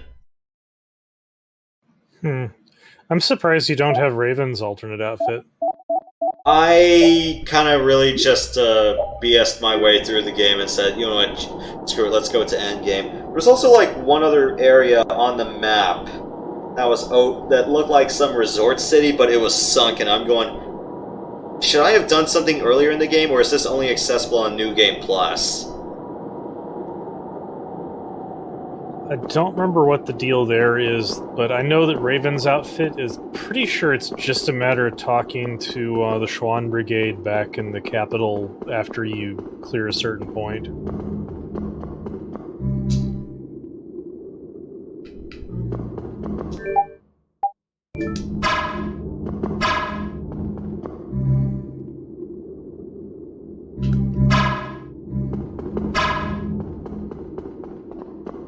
Yeah, I remember this was the final dungeon. I just forgot if there was like a quick warp all the way back. Come on. There was, but I don't remember what it was. It's been way, way too long.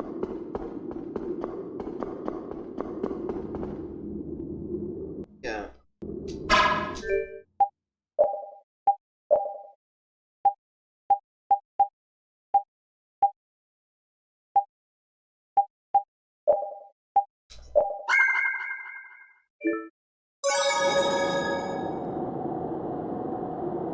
Oh no, that was post-game data.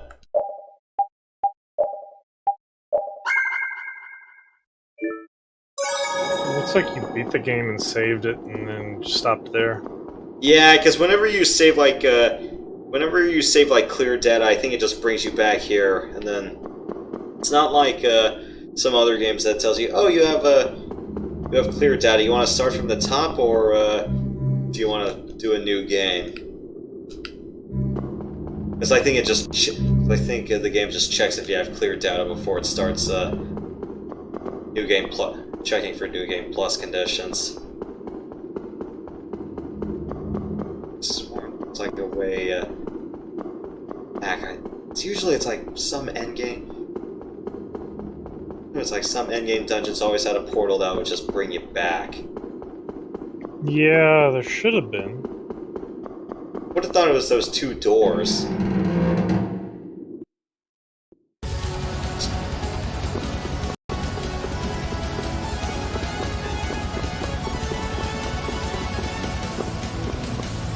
Yeah.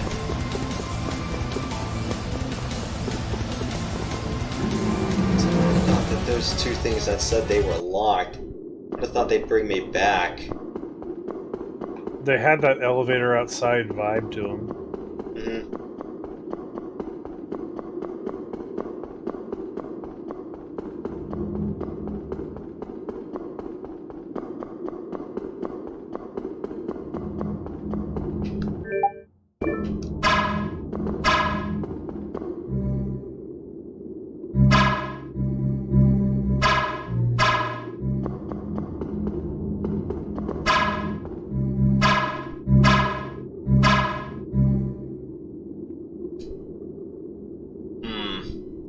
Let's try reverting to like a way earlier save.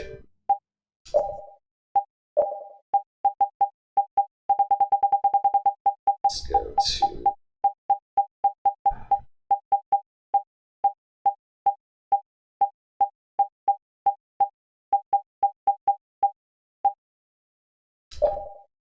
Let's go to 70 hours. Right on the front door. Where's this? It's just the Zeke boss fight.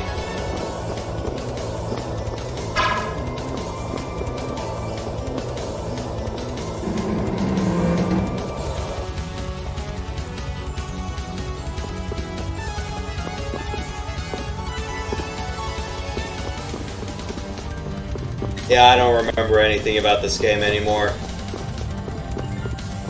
Way too long.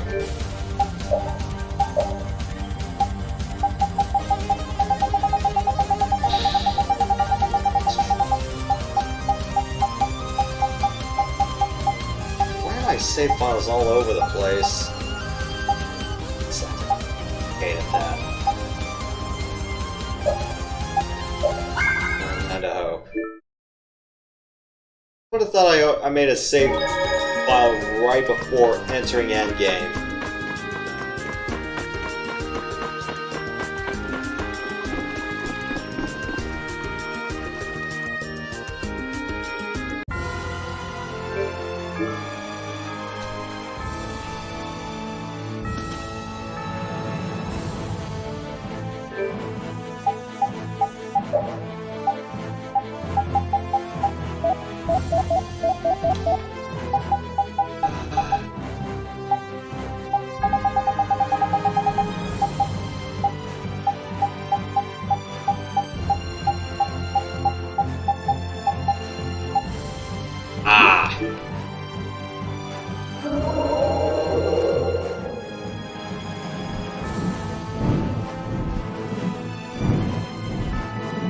Yeah, I'm trying to remember where it was. It was like the northern continent.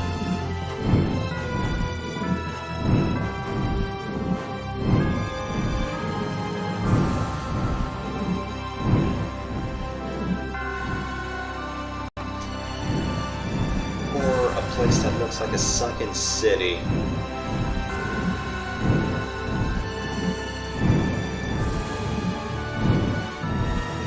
Mountain chains. I'm just forgetting the place right now. All I remember is like someplace in the north.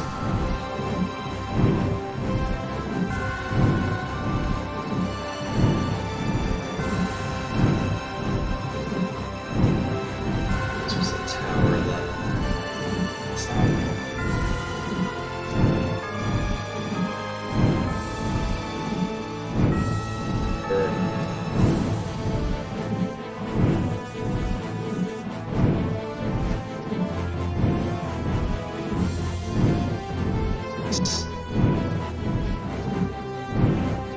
Yeah, all I remember was like the nearest landmark, the nearest place I remember it being next to was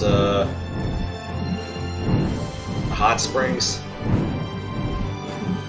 Hot Springs sounds right. There was something weird about a submerged city, but it is just tickling at the back of my memory.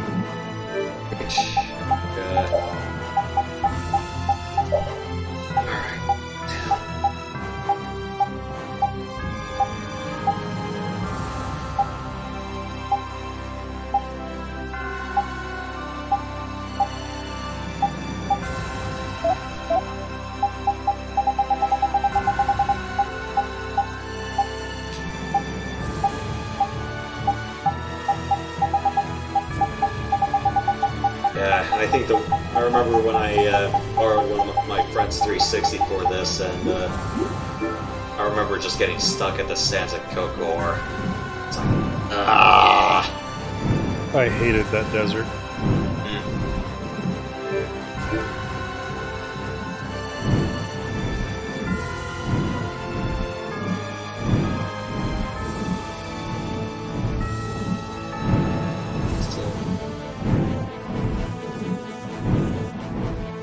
What the hell was the hot spring?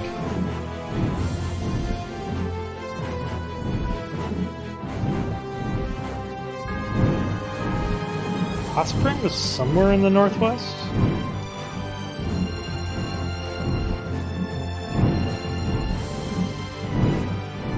Yeah, because I remember if I could find that, then the Sunken City was just a ways off away.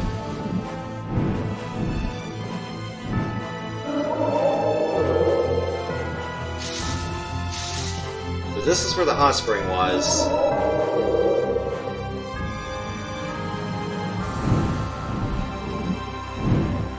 The Sunken City was somewhere around here. It was in the middle of a wood.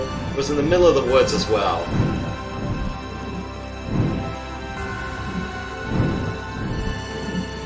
Yeah, I'm just startup straining to forget things.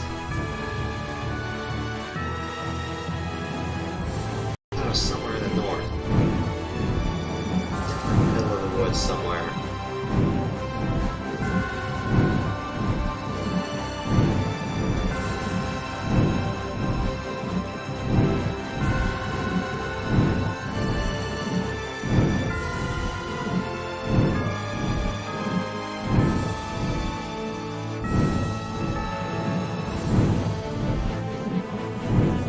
Yeah, I think I'm just straight up drawing blanks now.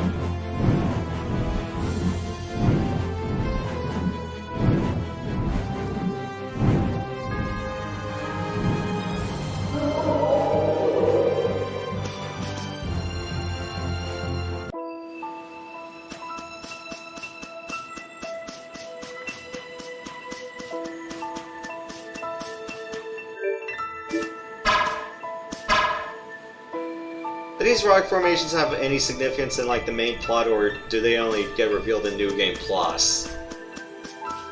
Pretty sure they're only New Game Plus. Fantastic. Well, post game if not New Game Plus.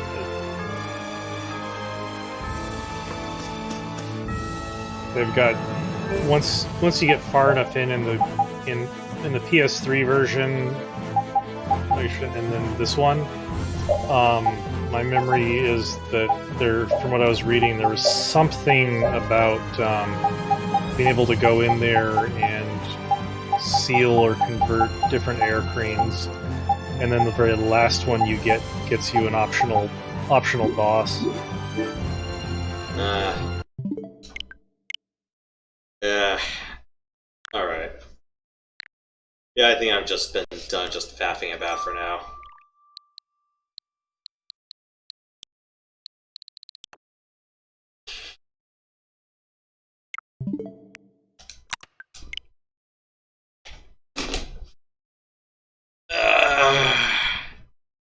Yeah, I think there were just moments where I just went, yeah, I just got lazy and said, okay, I'm done. But then again, it's like, cutting corners in RPGs is pretty much a cornerstone.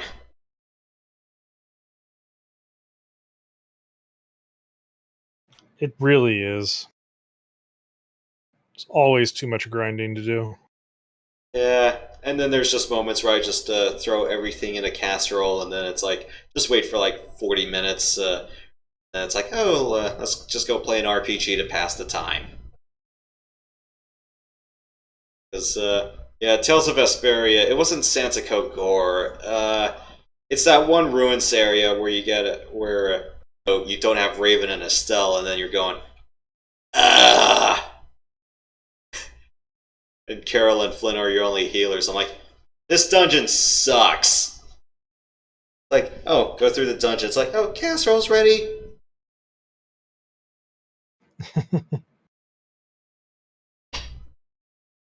The oven, the slow cooker, and the blender. 3 perfect cooking utilities for live streamers.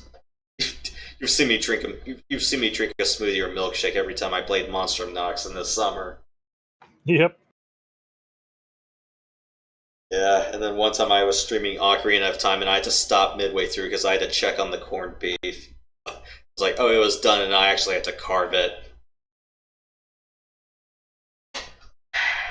Fun times. Mm-hmm. That's like, okay, it's like, do everything, stream for 3 hours, food's ready, done. Slow cookers are handy like that. Yeah. Except if it's like sometimes when you have to stop midway through because you have to turn over the meat. Because, you know, it may not be like fully submerged under the liquid sometimes. True. Yeah, because once I'm terrible. I'm a microwave person. Yeah, I kind of don't have room to fit a microwave, so yeah, it's like almost everything I do is like, okay, rice cooker, frying pan, oven, done. Everything else is just slow cooked or you know, if it's the summertime and I don't feel like slow cooking because I'm like, I don't want to be eating soup during a hot, mucky summer.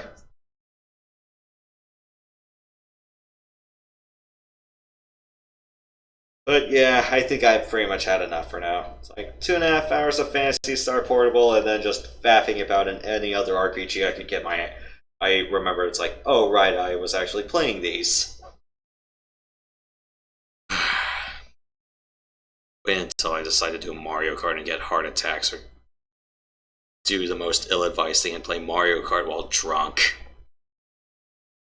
That sounds like drunk driving to me. Yeah, and especially so because Mario Kart 8 gives me heart attacks, especially when it's like those picture perfect checkered flag checks. And one thing 8 Deluxe did was hide your rank in case it was that intentionally close.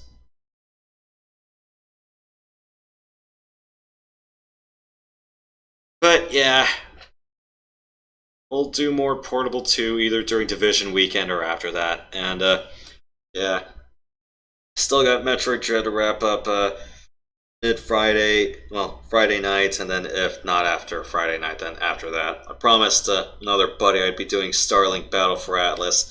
That'll be about 40 hours. Then Sundays after the Super Bowl, I'm starting to see like Chronicles D. I'm gonna do weekday episodes for that too because it's that long, and it would necessitate me doing that. About 4 to 6 hours on Sundays, and then 2 hours during a weekday. Fun. Or why did I subject myself to this?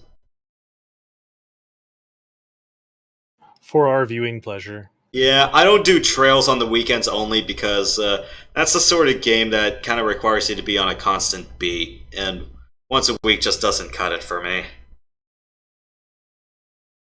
Especially it's like where you're going, oh yeah, by the way, you're doing this one quest. I'm going, I forgot the specifics of this quest.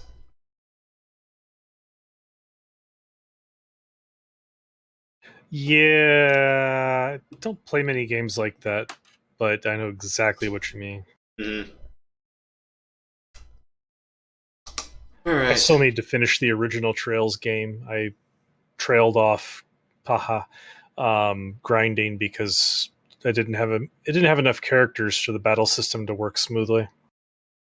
Yeah, because like early chapters, you're only stuck like between 2 and 3 characters, and then there's just a moment of like, yeah. Sometimes it's like later on, you're just going through like, yeah, you may want to consult a guide for what spells you want to rig for each character.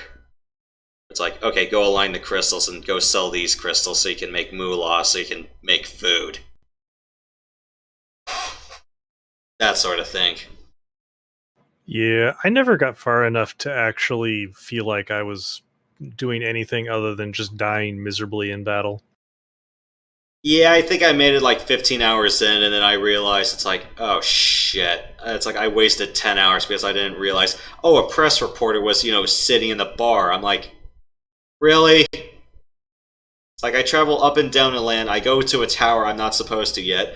Actually managed to do a fair job going up and downhill, and I'm just going, he was sitting there the whole time? That sort of thing. So yeah, I don't blame it, but it's like, yeah, it's like I don't read enough into the characters to know. It's like, oh yeah, by the way, this guy just hangs out at a pub. If you don't know it's like, yeah, it's like if you don't know what he does, it's like you may want to read the character descriptions a bit more. Well, that, and also there might be some backstory I'm missing. I'm going, shit. It's like, Damn it, replacement docs, why don't you have trails in the sky? Yeah, that was... is a manga, so...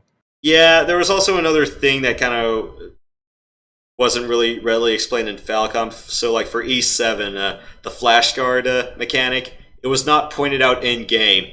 It was pointed out in the manual. I'm like, really?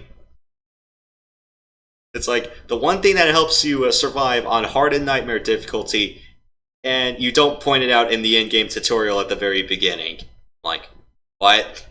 It's like, either you figure it out yourself, or you read the manual on the handheld version. I'm like, great.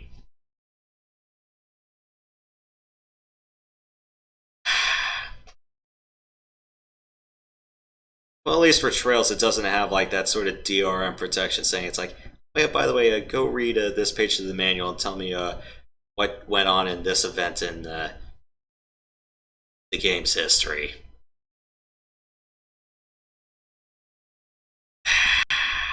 Now I'm checking Steam to see if the Steam version has a manual for it.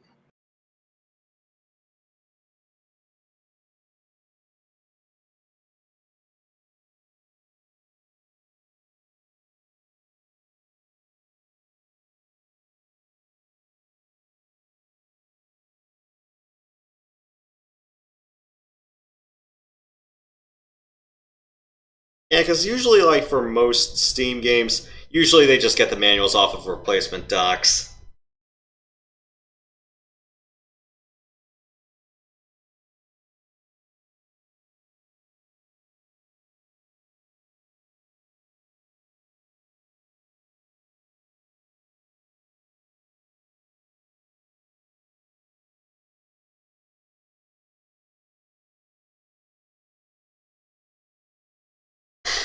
Alright. Well, I think I'm just gonna call it a night right now, because I should probably hit the sack. Yeah, it is getting pretty late. Yep. Alright, so, yeah. Tomorrow afternoon, because filler episode reasons, yeah, I'll be doing Castlevania Dracula X.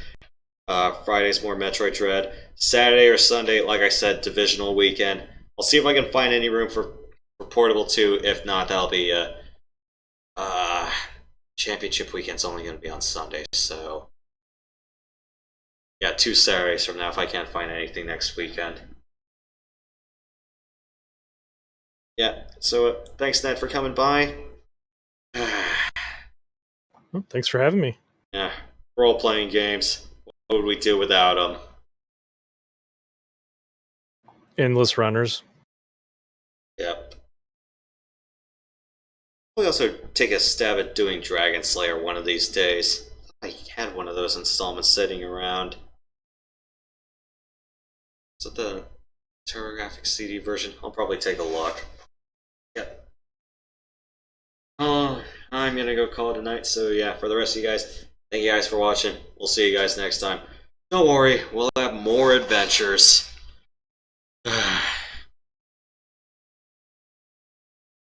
Let's just hope any of those adventures are actually good. Good night.